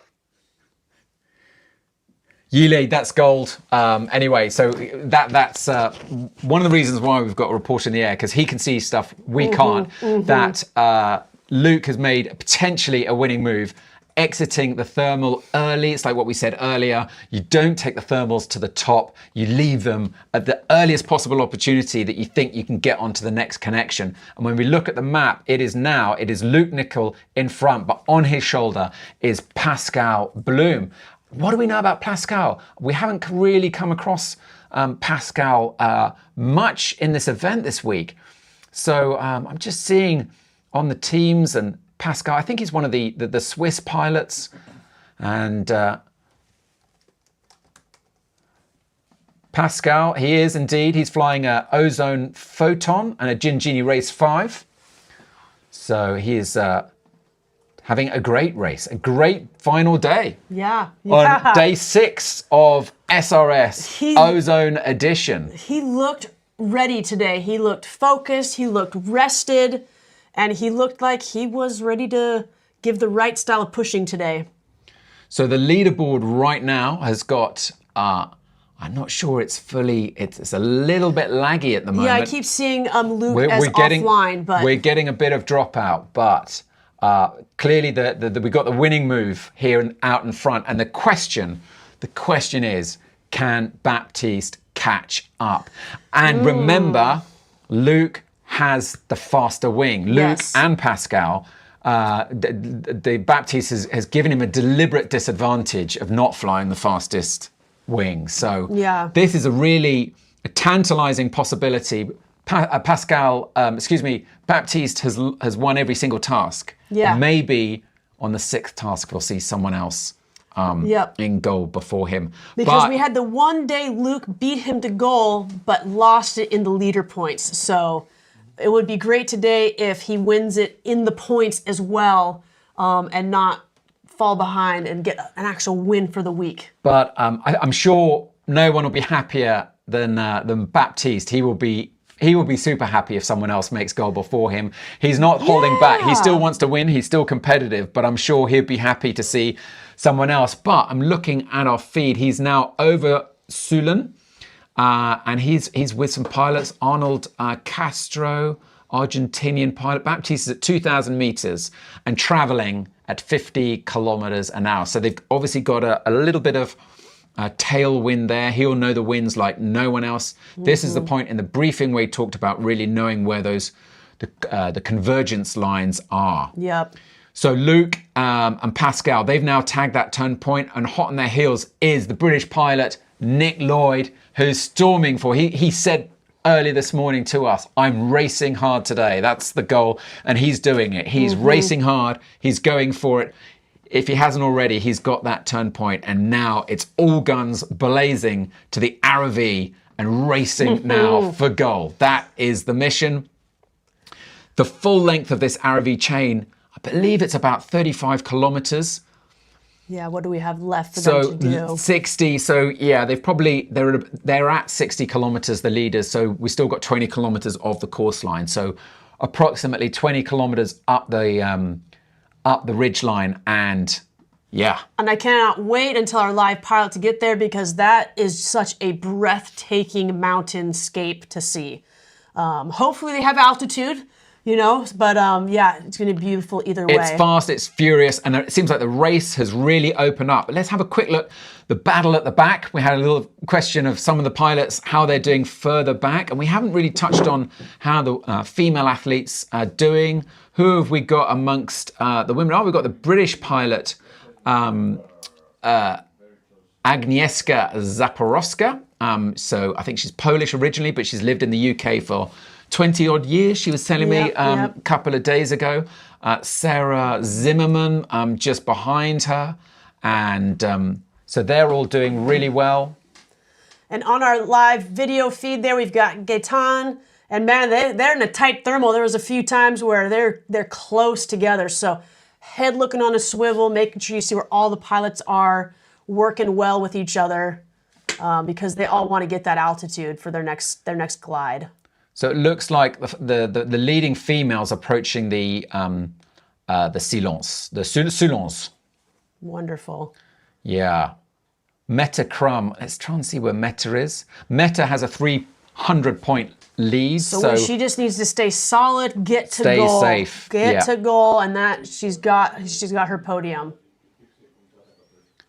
But beautiful views out there. Looks like we're finally getting some good climbs. And as they're climbing those 360 views, Mount Blanc just keeps appearing.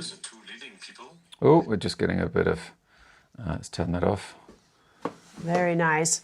We've heard that our in-air reporter is up with the two lead guys. So he's been hanging back just to try and deliberately pick them up. He seems like he's... no, it seemed like he was a bit low, but... perhaps he's not as low as I thought he was. Just the angle. But wow. Are you enjoying this? I am. It's amazing. I've been to a lot of cross-country competitions, been a wind tech, retrieve driver, volunteer, been in a few myself, but I gotta say, this just really steps it up. You're not staring at the ground wondering. We get to see and get live updates, and I think it's quite amazing to see it from this perspective. It definitely steps it up. Kind of So, like Formula One. so Meta, I was wondering about Meta. So she's currently lying back in 45th place overall, third female, but she's a little bit further back from Sarah and Agnes. So, but Lena doesn't mean she's not going Speerwater, to get a good glide and catch up or take an angle. anything can yet happen. Anything, yep. Nice view from Helena. A little bit further at the back of the pack. But the action is at the front. That's where this race is happening, and it is a 3-horse race. Do you think? We've got Pascal Bloom in the lead, we've got Luke Nicol, and we've got Nick Lloyd. So it's... And there it goes, Pascal, really in the lead now. He got a thermal, I tried to join him now. But Luke is also still scratching, but one little crossing behind. And that will be hard to catch up. It's already half a kilometer distance, maybe more. And if Pascal can get this thermal, the win is his. I have one question, Yili. Can Baptiste catch up with Pascal and Luke? It might take us a moment to get that transmission back from him. We've got to wait for the answer.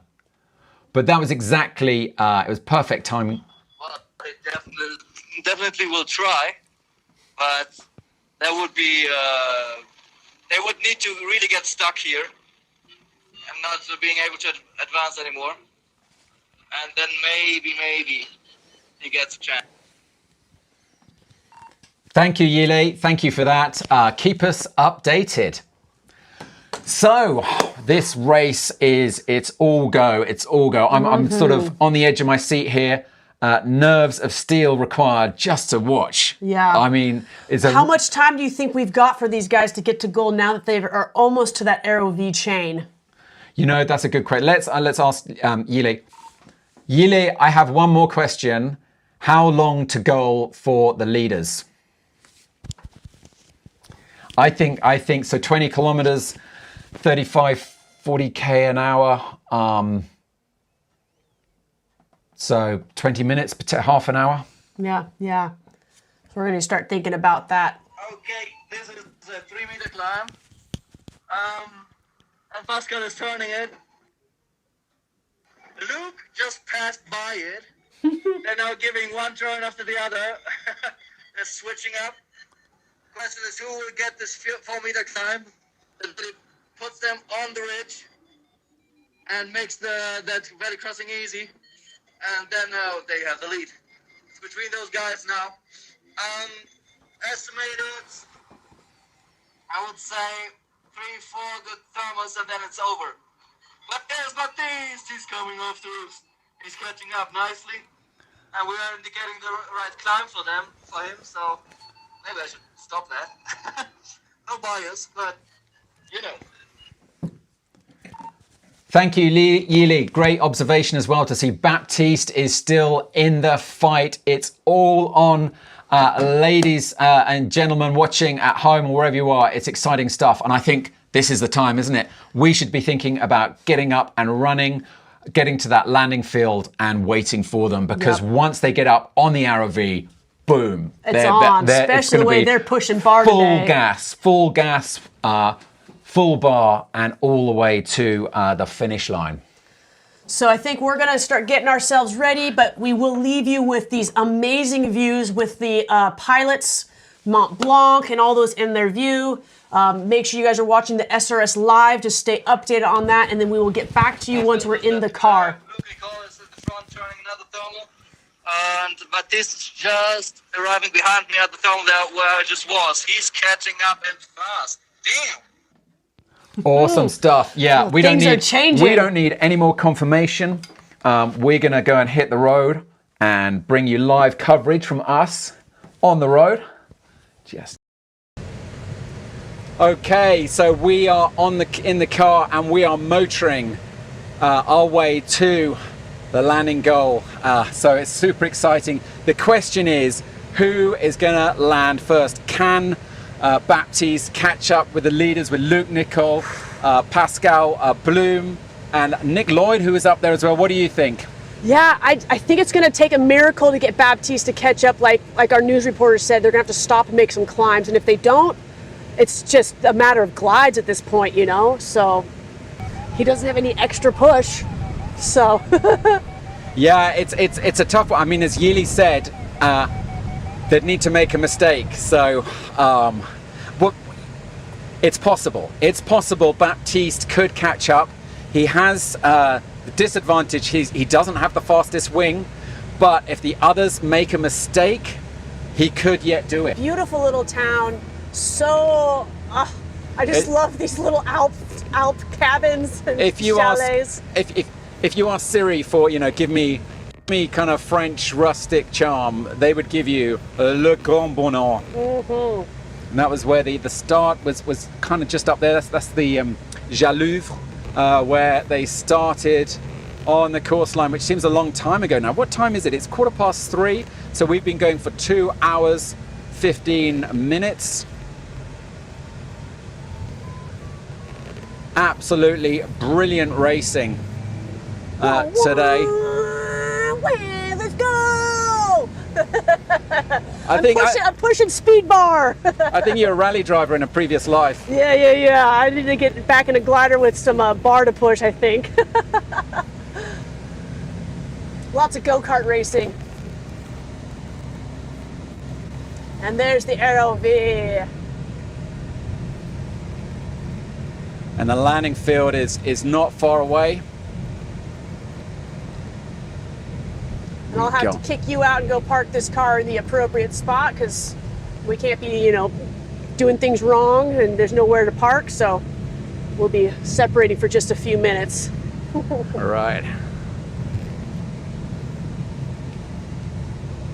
And it's amazing in this town, you just see pilots. They got pilots all over the place walking with their gliders on. It's a really cool experience out here with so many pilots. So a big shout to you, Millie, for doing the driving. We'll see you in a couple of minutes. As soon as you've parked up, come back and join us on the landing field where all will be revealed. Who will be the finisher? Oh, if you guys have a thought, put it in the chat. Let's see who is right at the end of all of this. I can see a wing right above the ROV at the moment. It's clearly working. That's not one of ours, not a competitor, but it's telling me the ROV, because it's west facing, it gets the sun, it warms up, and that warm air, what does warm air do? It goes up. So it just means that it's flyable. They can get into that warm air and soar and climb. And once they're at a decent height, they can go full speed, full gas, and just glide all the way in lifty air straight to goal. Ooh. To goal is the goal. And here we are at the landing field. I'm going to jump out. Millie, I will see you in a minute. We shall see you in a second. Perfect.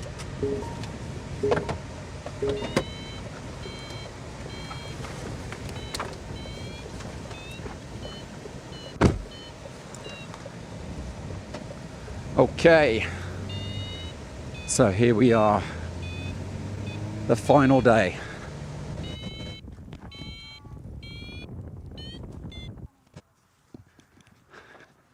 Day 6 of SRS Ozone Edition. Now we may have arrived a little bit early, but we are taking no chances.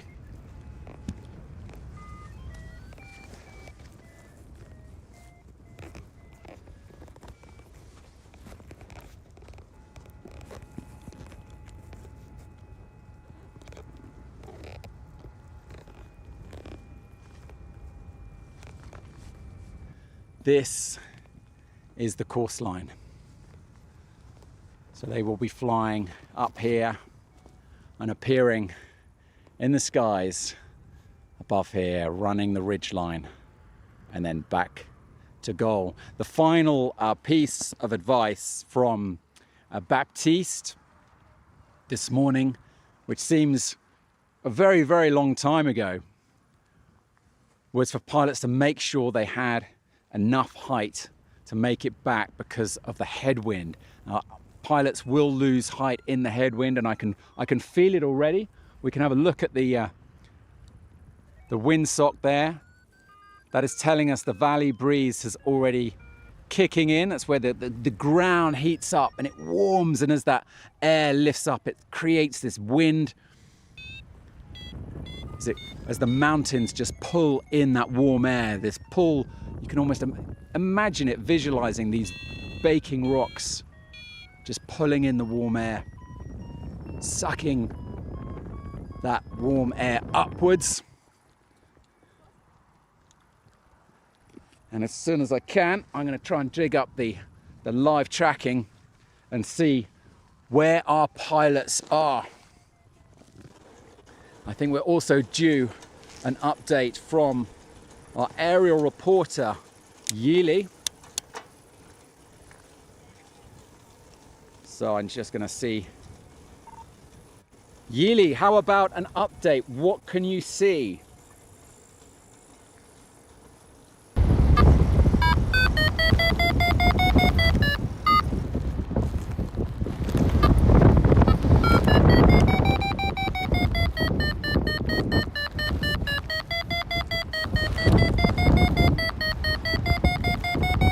So I'm just looking at the course map here,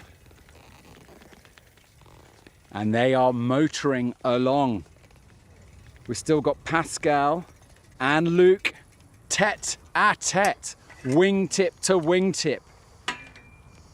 Oh, it's so exciting. Baptiste is still a little way back.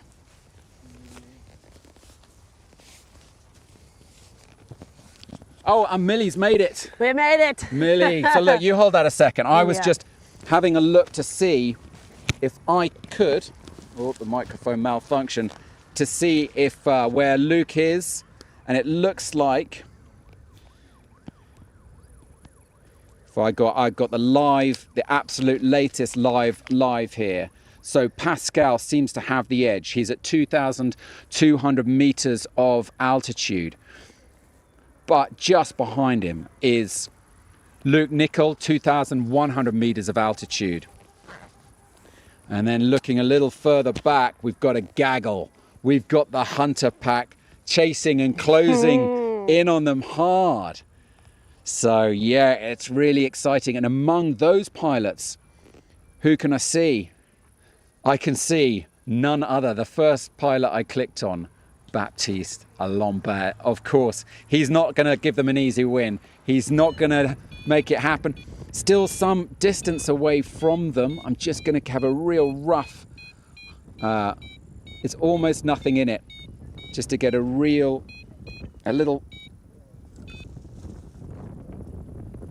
just a guide. He's only about 1 kilometer, 1,000 meters. Nothing. Yeah. It's kind of nothing, isn't it?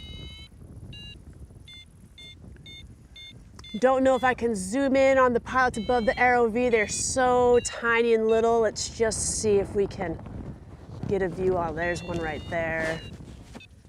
Look at that. Beautiful landscape up there. They get to finish off this flyable week. 6 days, 6 tasks. Amazing. Just incredible. I mean, it has been incredible. Whoever got the weather right, pick this week, give them a bottle of wine, give them a prize, because yeah, absolutely. Tomorrow the weather's coming in. It's thunderstorms all Saturday and Sunday. So yeah, and we've had this 6 days in a row, and it's absolutely beautiful, perfect flying. Well, there's never perfect flying, but there's always challenging. So today it has been it was a slow start, wasn't it? Yeah, slow start. And we can kind of zoom up over here, and this is where they all launched from earlier today, right off that slope there. And there's our chairlift that we all went up on this morning. Just below that wing, that was the launch. We've got some of the recreational pilots coming into land, and we can see landing situation is quite mild right now. So that is good for us, that it's not too windy yet, to make a good landing zone for everybody here. I can see a pilot really high behind me. Again, I don't think it's one of ours, but they'll be here soon enough. Yeah, it's a quite popular place. One of my students sent me a message and said, "Oh, me and my brother go there every year and fly." And so this is a known place. I had never heard of it, but wow, it's on the map for sure now. It sure is. But just beautiful. That Arrow V ridge up there is just incredible. And if you are up on it, you have the views of Mont Blanc and all that Chamonix Valley on the other side there.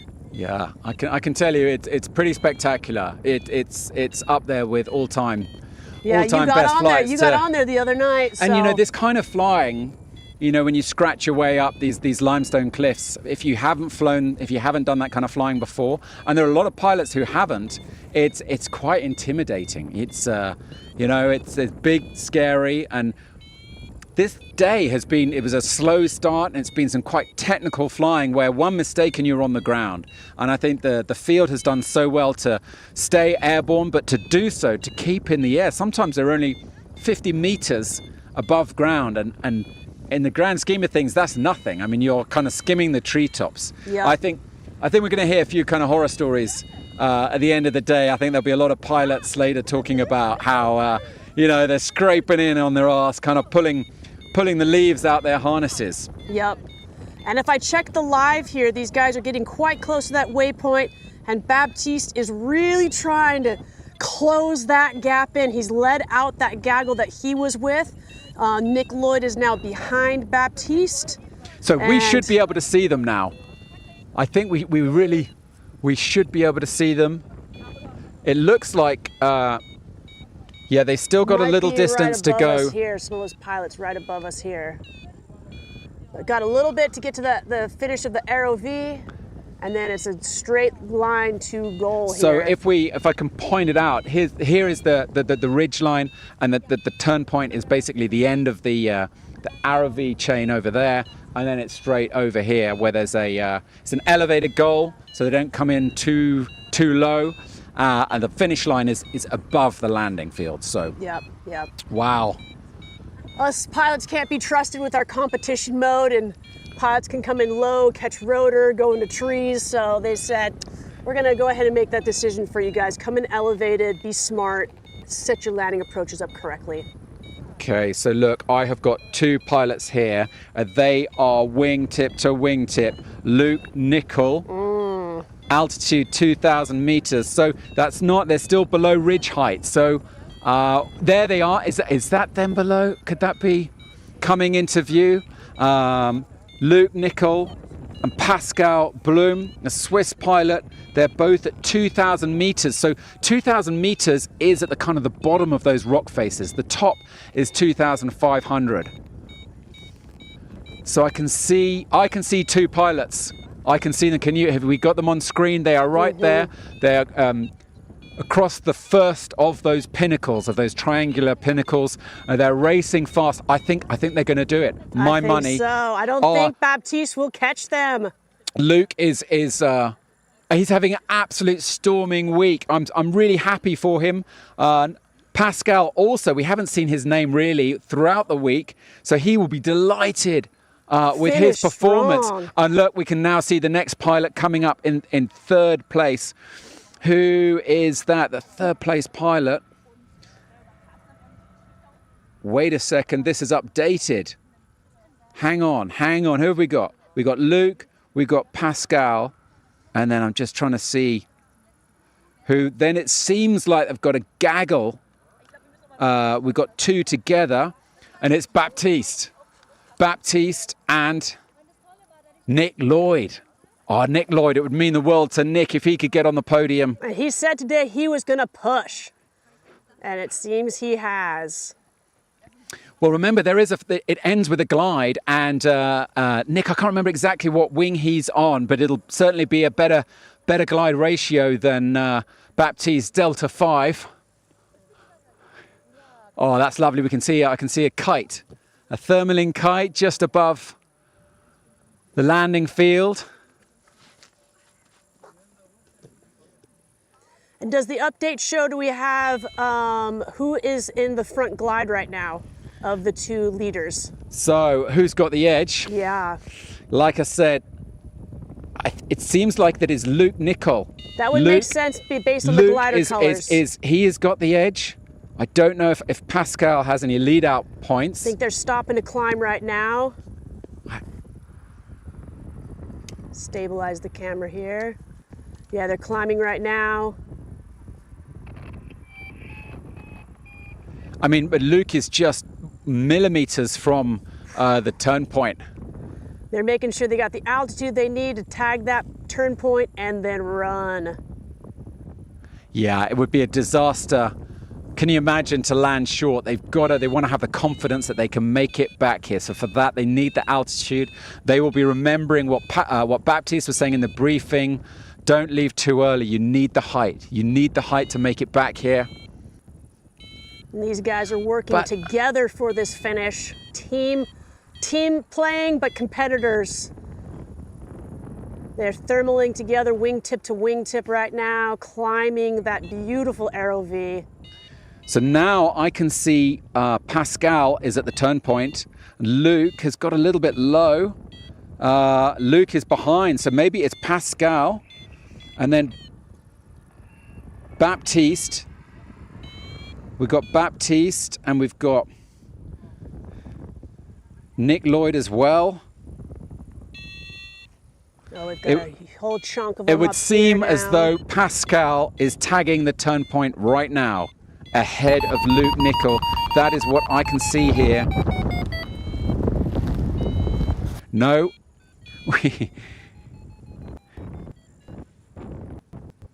There's our next part of the Gaggelon glide. So.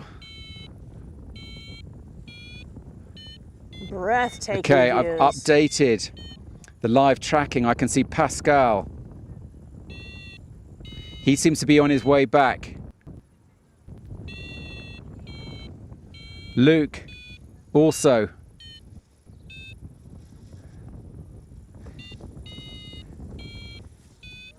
I'm just going to try and see if we can find out if they've tagged that final turn point. It's nail biting. It's absolutely nail biting. Who's gonna take it? Guys, put in the comments, who do you think out of these two guys is coming in for the finish first place today? So one thing to remember, Pascal has 100% lead out points. So in a kind of head-to-head between Pascal and Luke, Pascal will win on the lead out points. Luke Nicol only has 93%. Nick Lloyd is currently third and Baptiste in fourth. So wow, we've got Pascal, Luke, Nick, and then Baptiste, and then Victor. 16-year-old Victor Let's see Aguilera, if he gets it. Currently in fifth place. This is just so exciting. And where are they? Because they must be coming in pretty soon. I think I see some that have kind of are gliding out towards us now. I can see some submarines. We've got some of the recreational pilots coming into land for your guys' viewing pleasure. It looks like they're just 4K short of goal. Luke is currently just ahead, so 1 kilometer ahead with Baptiste. So Luke Nicol, 3.8 kilometers to go. Pascal, 4.9. Nick, 6 kilometers. With Baptiste, 6.3 kilometers. Baptiste is not going to win. He's not going to do it. That's my. I'm putting it on there. I'm putting it on the line. What do you guys think? Put it in the chat. Can Baptiste get this? Can he close in the gap, or do we think that he is not going to do it for today? We can see some of the pilots have arrived to the Aero V, getting that waypoint, and then we'll need to climb their way up to be able to come into goal. And some of those might be recreational pilots, but I think they all came in on the same line. And we've got 2 pilots coming straight on out from the Aero V.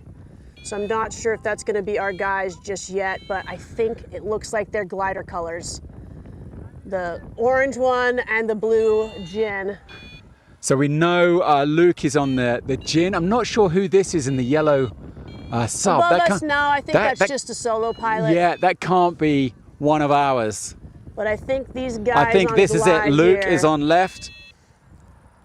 I'm not sure if I can get the camera on there. We'll see. A little tricky to zoom in, so we'll have to wait a little bit of time. But I'm sure they're going to celebrate their way in. If they get that goal, we're going to see a little brake pulling, I think. Let's get that glider out of trim at this point now. But yeah, quite a few people have now reached the ROV, and some are reaching it with a little more altitude than others. So we can see some people are reaching it a little bit higher. That pilot right there has got a nice altitude to come in. Beautiful views of Mount Blanc. I'm sure it's coming in on the live feed on your guys' view. So here it is. It is.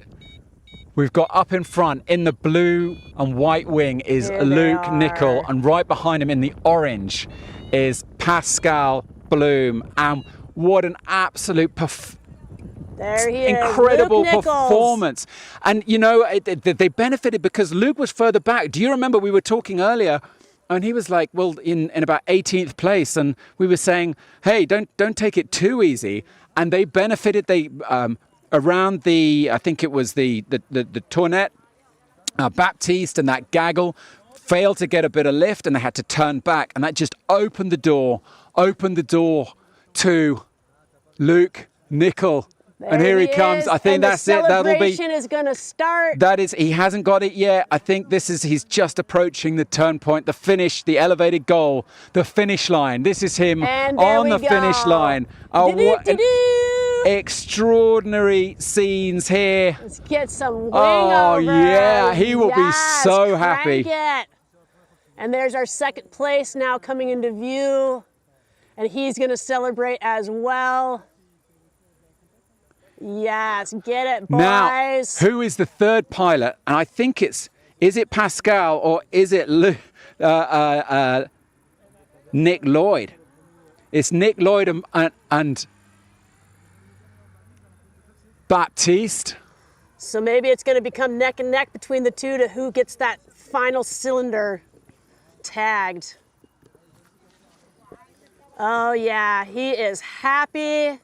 He's getting a good throwdown session to celebrate this final day of the SRS Ozone edition. Yeah, let's move ahead of this guy. Yeah. Yeah, can you? Hey.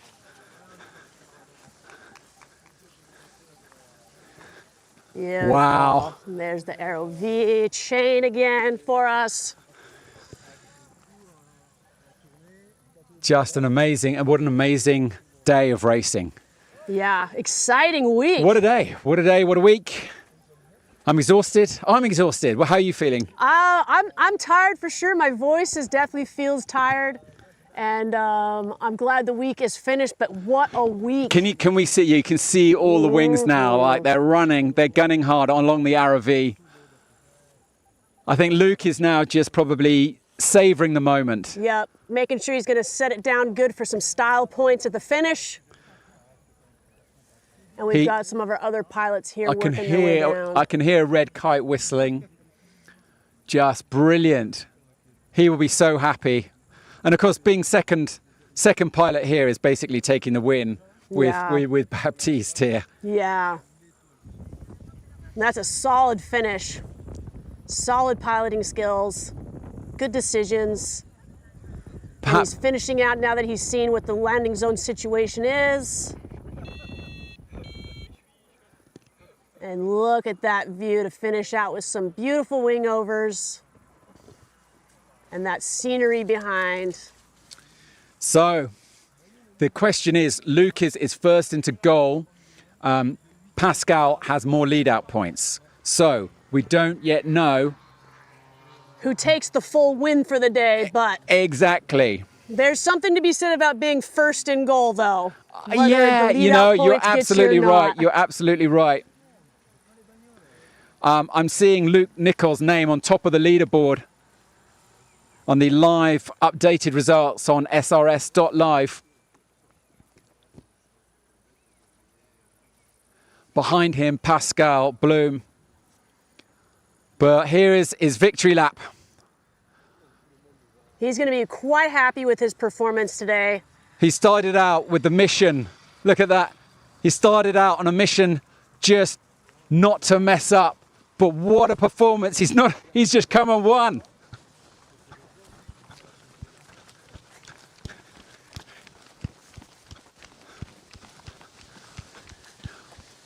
Brilliant, Luke. Congratulations. Congratulations. Yes! Well, you are first to the goal. First in the goal. Pascal had some more lead out points, but let's see. But hey, cool, nice. You must feel great. Yeah, nice to finish on that one. My goal was to just get to go, and then because I was going so slow, I managed to jump over the guys that got stuck over Forclaz, and then it was kind of just still go slow, let them catch up. But it was perfect. Nice day.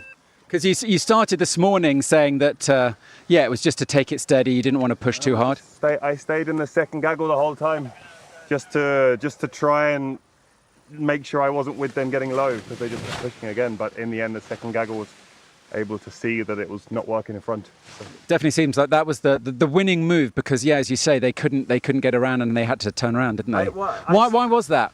Well, it was super stable. The lake air made it super stable, I think. And I could see this on the teeth, the Don'ts? Yeah. When I was on there, you could see not one glider was much above launch. So I was just like, I'm going to just climb here and just see what happens. And they ended up scratching around and then having to go back to the teeth to get up. So.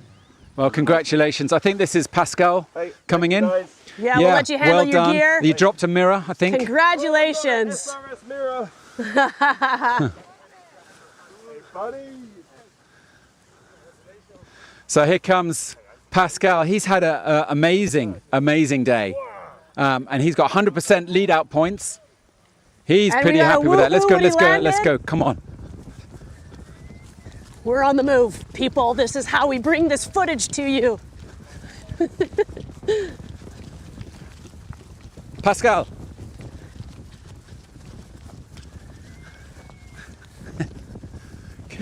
Congratulations. Thank you very much. You must be very happy with that performance. Yes, I'm very happy about it. It was super nice. A little bit weak behind the lake, and then it went up slow, but still I'm very happy to be here. And I think you got a lot of lead out points, so I don't yet know if you may come in ahead of Luke. Maybe, we will see. Is it your best performance of the week? Yes, definitely. Yeah. Congratulations. Thank you very much. Amazing. The question is, where is Baptiste? Can you see Baptiste? Yeah, let me look and see. Where did... I see we've got one of our... For the first time. Gatan right there. One of our live pilots coming in. Right there. Beautiful. Little shaky I think footage. there's a Ozone and a yellow submarine, so that could well be... I think that is Baptiste over there. Baptiste right there. But I'm going to look at the... leaderboard. The question is, has Baptiste overtaken? I'm going to get off the landing field a second here. So on the leaderboard, I'm seeing Nick Lloyd in third place. So could this be the story of the day, that Baptiste does not end up on the podium?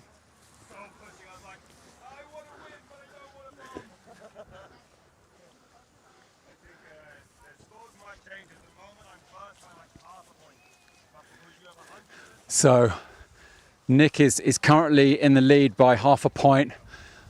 Luke, excuse me.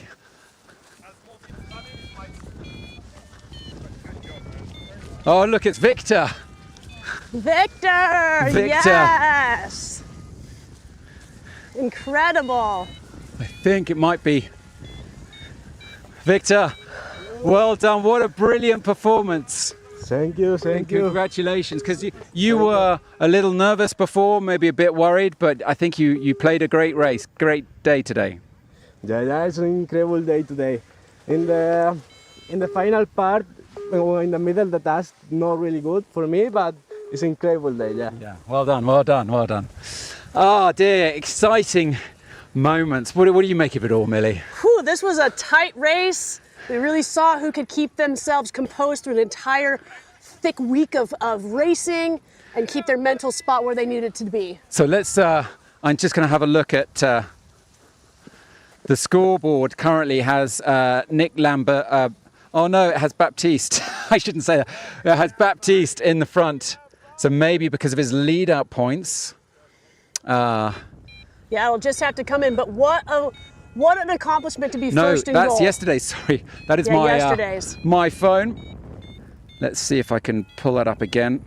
I mean, look at this view as these guys come in with that arrow V behind them. Just incredible. Oh, it's just stunning here. Leaderboard has Luke Nicol, Pascal Blum, Nick Lloyd and Baptiste Lambert. Where is Nick Lloyd? I think this might be him. Here he comes. Woo! Yes! You must be very happy with that. I'm thrilled with that. Ah, what a race. Yeah, I like last sort of 15, 16 kilometres neck to neck with Baptiste. It's an absolute privilege flying with him. He knows every little nook and cranny. Got ahead of him for a bit from the lake. I think on the scoreboard you are indeed in third and Baptiste is in fourth. So how does that feel to beat Baptiste? Should we have a hug? Celebration hug! I mean, it's provisional, but yeah, I mean that's amazing. Really, really pleased with that. You said to me this morning on launch, you know, you were setting out to go hard and have a proper day's racing, and it seems like you've done that. Yes, yes. I also had the advantage that I had flown that route before. I knew a couple of sneaky spots around the Paragliding. But it was really difficult getting over Tournette. There was nothing going up in any direction and people just bomb burst to see what would happen, and I stuck with a couple of others, one of the Swiss League pilots, and very slowly worked our way up the north edge of it. Took a long time, but it's turned out to give us the edge. The edge, yeah. Oh, brilliant. Well done, well done. We'll talk to you in on. There's Gaetan just landed. He gave us some amazing footage today. Oh, they're all coming in thick and fast now. Yep, we might have to make some moves. Okay, behind. Get a little dump out there from the rotor. Nice job. Talk to Steve. Steve, no. I really not like too much in people's faces. Yeah, that's fine. Give it a break. Okay, that's fine. Excellent task. Excellent. Oh, good. We're glad to hear that. Excellent task, he said. Oh, and there's Gili. Gili, we can go check in with him. He just landed running Oh, his okay. gear Let's go over. and chat with Yeli.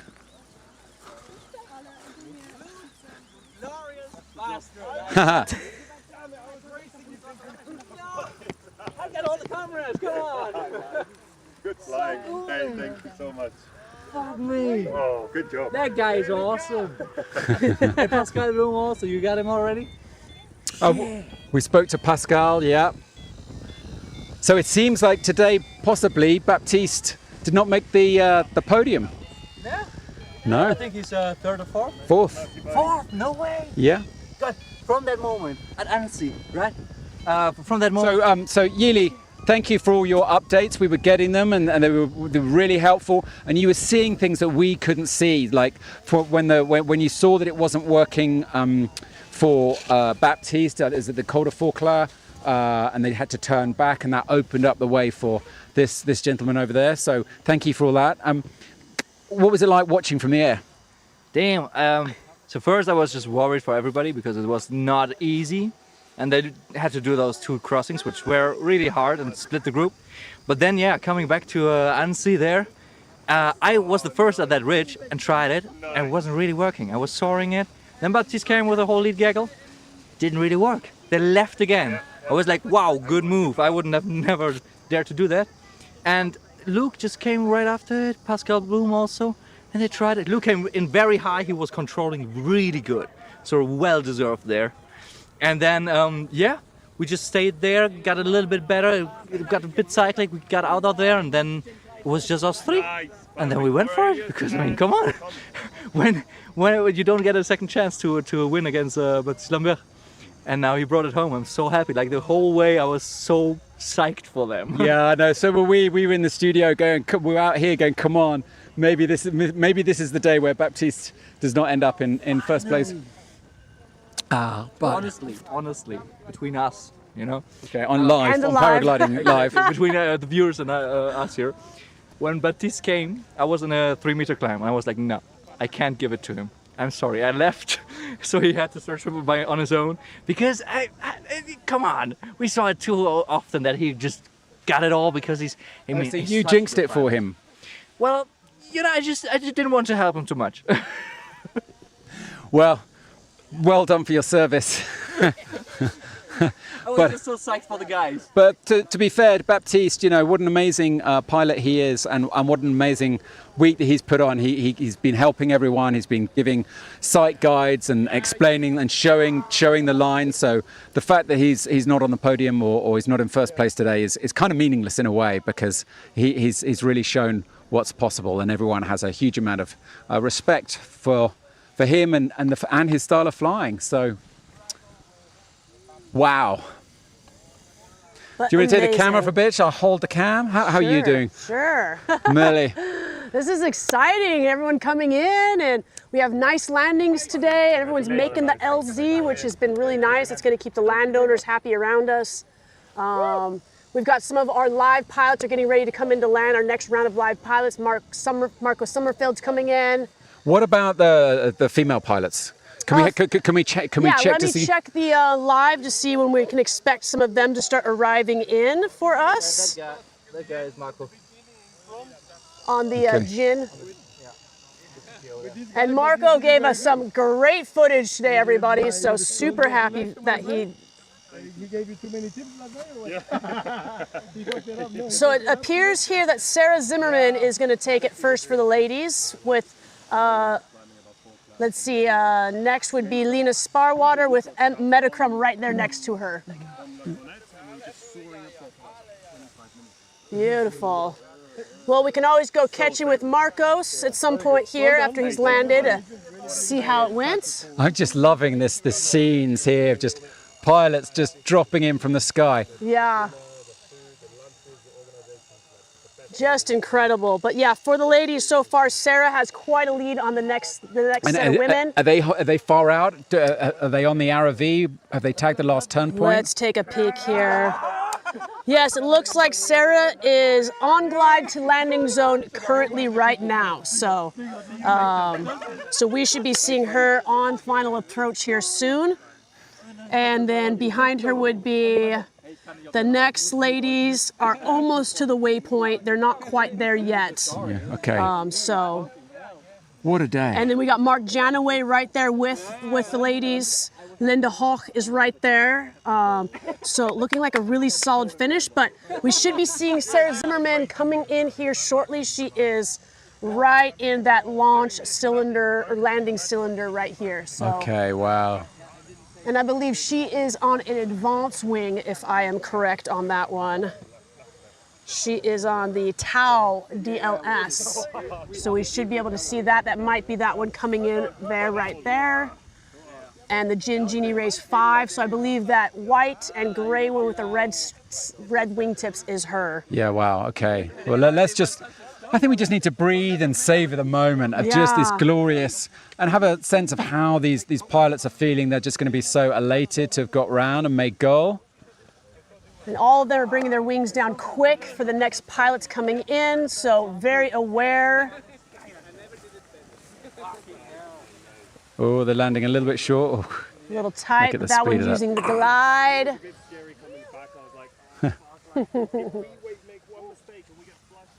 Beautiful. Just great scenes here. There's Pascal and all the guys. excitement, all the pilots high-fiving and talking about the day. You end up becoming buddies in the sky, you know? You're helping each other climb out of things, and that's a friendship that gets built in a way and forged that you just don't forge other ways. Wing buddies, wingmans. Oh, look, we've got Tigra coming in. Is that, that might be Mark Janaway? That one is the Cure, so I'm not sure who was on the Cure. Okay. But Mark Janaway was with the Metacrum zone, so I think that next big glide out is going to have Mark Janaway in it. Is that Sarah Zimmerman, I think? Could be her. That might be her. I think Sarah already just landed and is walking over this way. Really? She has a towel, right? Yes. So that might be her right here. Or this is Sarah. I think so. First female. Yep. First female of the day. Let's go and see if we can.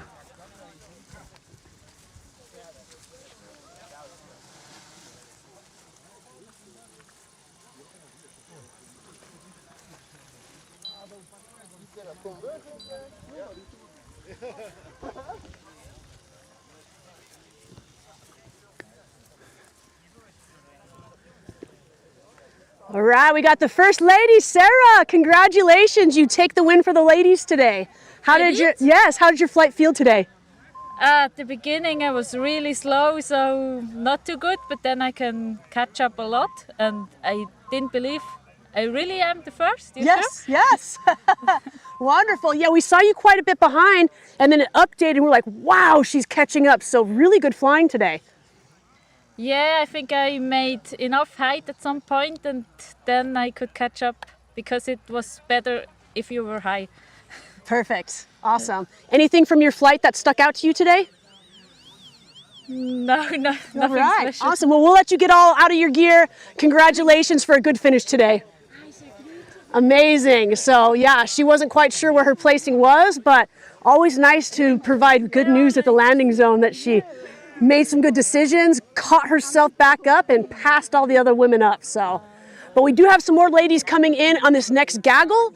So as they come in, maybe we'll snag a moment with them as well. So, but beautiful views coming around here. Yeah, it's special, isn't it? Mm-hmm. Here she is.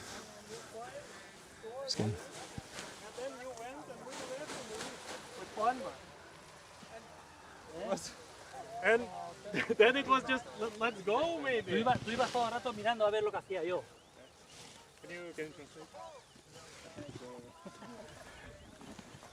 A lot of exciting energy in the landing zone. You can just feel everyone's excitement. It's like, I feel like I flew today. Like watching everybody, I feel like I was in the action. I hope you guys at home felt you were in the action as well. Of course, we get to be down here absorbing the actual real energy, but I'm sending it to you viewers at home. It is special. It is really special. And of course, it's not just about the podium. For most of these pilots, it's just getting into goal, great flying, fantastic racing. Yeah. And we've got Mateus, one of our live pilots, will be coming in soon to goal, so he is also going to be making it. And it looks like we may have Mark Janaway up above us as well coming in. And I know we have got Marco Sommerfeld somewhere in the landing zone we'll be able to go find and give a little interview with him as well. He provided some amazing in-shot footage. Just incredible. Luckily, the landing zone is not too windy, so landing approaches are setting up really nicely. But just spectacular. Got another one of the advanced Taus coming into land, beautiful colors. One of the Swiss pilots, you can tell by the arm sleeves. Indeed. And we can always wander over. I see Gatan's over there landed, and a few other of our guys that would be nice to touch base with here once we are ready. Glorious scenes.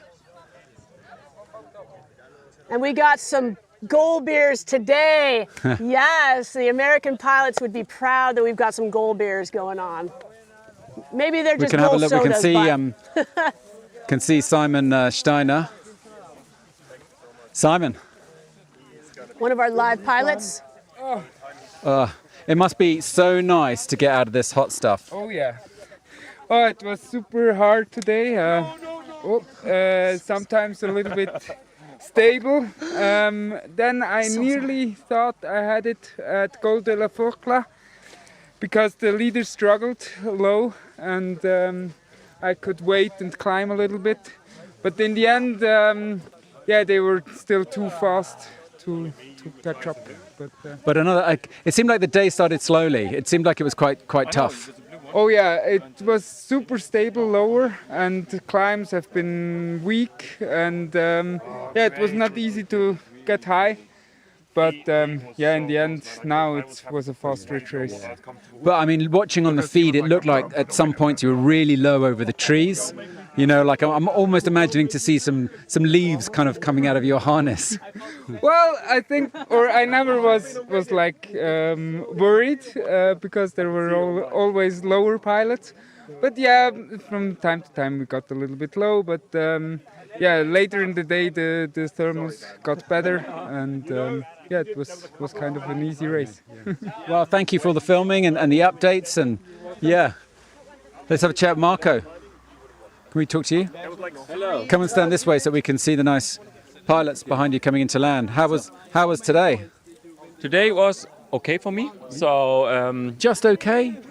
Yeah, in the middle it was quite good. It was really good. So I could catch up with the leading gaggle and was even above them. But then three guys escaped, including Luke. So they were just like 100 meters higher than me, and I couldn't catch them. So, but it's okay. Yeah. Another good day flying. Yeah. Enjoyed the time. I tried my own stuff as well again. So it's just like learning for me because I bombed already. So this task was learning, and I enjoyed it. Yeah. Fantastic. Yeah. And what's your overall impression of the whole week and flying in this area? Exhausting. Really. So You're not wrong. I never had like 7 tasks in a row. So it's really exhausting. Now I'm happy to take a Coca-Cola and going to the swimming pool or something. Yeah, nice. We'll enjoy that cold drink and a swim. Yeah, cool. And and thanks for all the filming. Yeah. Let's have a little wander. Ooh. And it looks like we got Mark Janaway coming in on landing approach right here as well. Get a view of him with those mountains. I'm gonna have a look at the leaderboard and see if we've got second place and third place females are yet in goal. Yeah, I think they should be close. They were all in that same gaggle with Mark, so. Okay. So on the leaderboard, Sarah's in.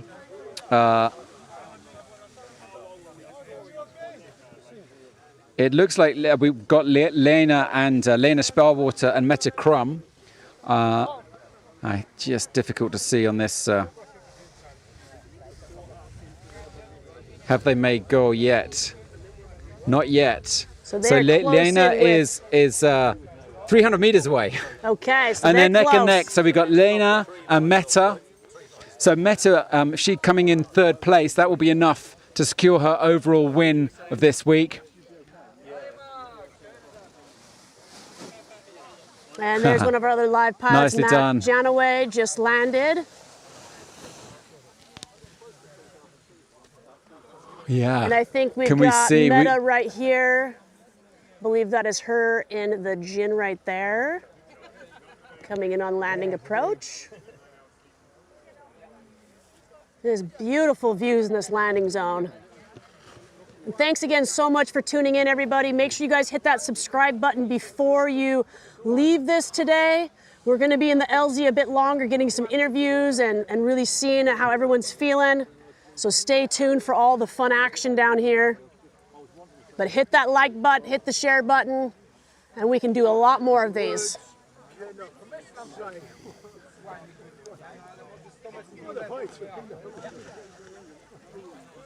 I think we could see a record number in goal today. It could be possible. That'd be a beautiful finish. At the score sheet, at the leaderboard.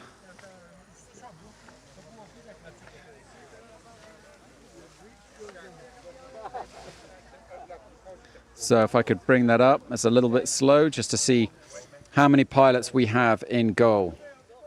So we've got,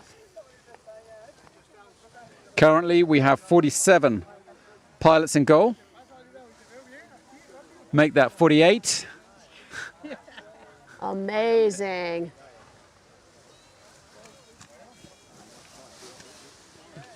Amazing. Is that, did you say you thought you saw Meta? Mark Janaway was this way. Meta might have just landed. It's hard to tell with their face guards on sometimes. Yeah, let's wait to see. I think let's try and find Meta and Lena. I think it was Lena who just came in ahead of Meta. Yeah, Lena and Meta kind of came in. How cool for them to be like racing neck and neck. You know, it's head to head. Yeah, wingtip to wingtip So wingtip to wingtip.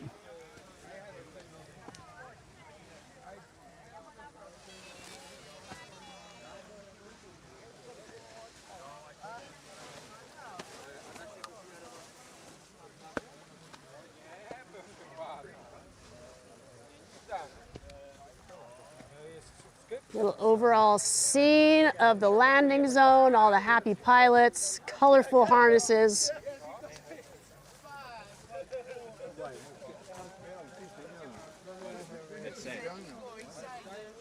Equipment's getting shut off, gliders balled up. Hello, hello. It's a happy man. Tell us what's your name? Bruce. Oh, that's Bruce right. Yeah, we spoke a couple of days ago. You have a good flight? Yeah, today was good. Today was really good. It was really interesting on the other side. I made 2 bad moves and then got really stuck. But hey, that's the name of the game. These guys are really good. It seemed quite hard. Like people were low on the live feed. It looked like you were skimming the tops of those trees. Oh, on the other side, the Annecy side, absolutely, yeah. It was difficult to get up there. And then coming over this side, it was about the same on this side as well. It's only the only bit that worked was this last. The last bit. Okay. Fantastic. Well, solid work getting into goal today. So I think we're up to about just over 50 pilots now have made goal. And I see we should be seeing Meta and Lena. Yeah, I think that might be Meta coming in on the Jin there on final glide. What wing do we have? Okay. That's a Tau. We've got some of our live pilots down that we'll go interview here in just a moment. Yeah. Well, let's see if we can get some of the next ladies. Once again, Le Grand-Bornand has delivered a 6th incredible task. Amazing. These pilots are going to need a vacation from this week. Oh, we got a little toe drag finish, little style points. Beautiful landing. I believe that might be Meta right there touching down. Yeah, I think it might be. Let's wander back down. Let's go and see if we can talk to her.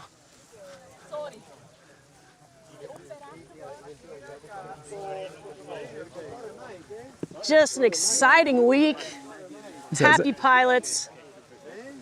Is that Lena? No, that's not Lena. Okay. There's Lena. No, look, here's Lena. And we've got a little landing zone puppies. We all love the doggies. Let's give this one a little pet. Hi. Hi.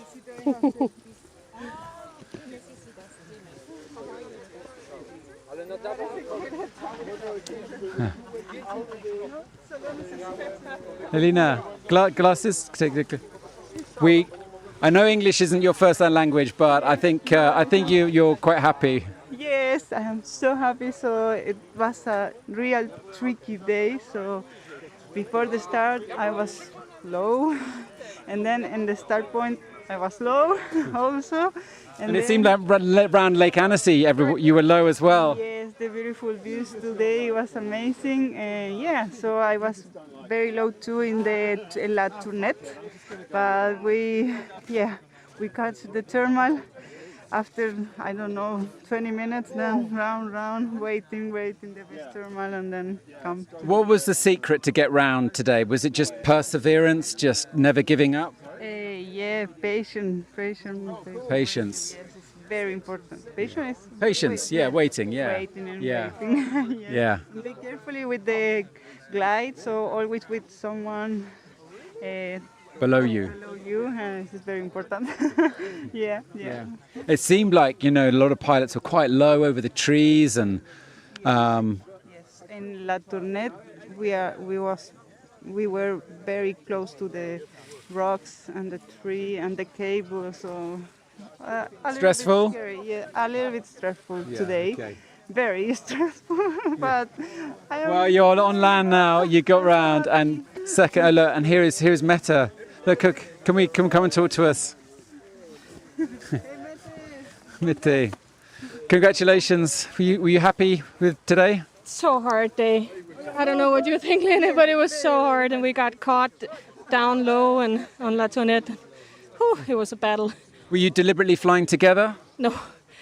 But I saw you, and I was thinking I was gonna go after you. Yeah, but you pushed, so I had to push. No, today you calm today for Were you flying as kind of friends helping each other, or was there competition? Yeah. When I see a pilot close to me is friends in the air for me. So it's a competition. Both friends and competition, all of them had equally. And very nice, yeah. And you take it for the ladies, I believe, for the whole week. You are #1 lady. So nice job, I came Mette. in just after Lena, so yeah, I don't think you will beat me now. But solid performance this week from you, Mette. Goal is goal. Wonderful. Today is more important the goal, so I was thinking. We'll let you guys get out of that gear. Yeah, you look pretty exhausted. Yeah. Yeah, way to persevere today. Patience. There we have it. The best ladies of the week. Yeah. They stayed patient and they did it. So that is all 3 female pilots in: Sarah Zimmerman, Lena Spiavata, and Mette Krum. So, wow. How are we doing? I think we need to see your eyes. We need to see your eyes. There we go. Otherwise, yeah. We don't see anything. Yeah. But, yeah, great Looks like day, you've great settled week. down a bit. Nah, a little bit, just a little bit. I'm still like, whoa, okay. Woo! What a nice race. Finally, like it's meant to be. Well, look, guys, I think you know what I'm going to do? I'm going to turn this around. We're going to do the back camera, the front camera even. Come on in. So we hope you've all been enjoying our live feed from paraglidinglive.com. Tune in for the next broadcast. Remember to like, follow and subscribe. Big thanks to all the team here. Millie Wallace.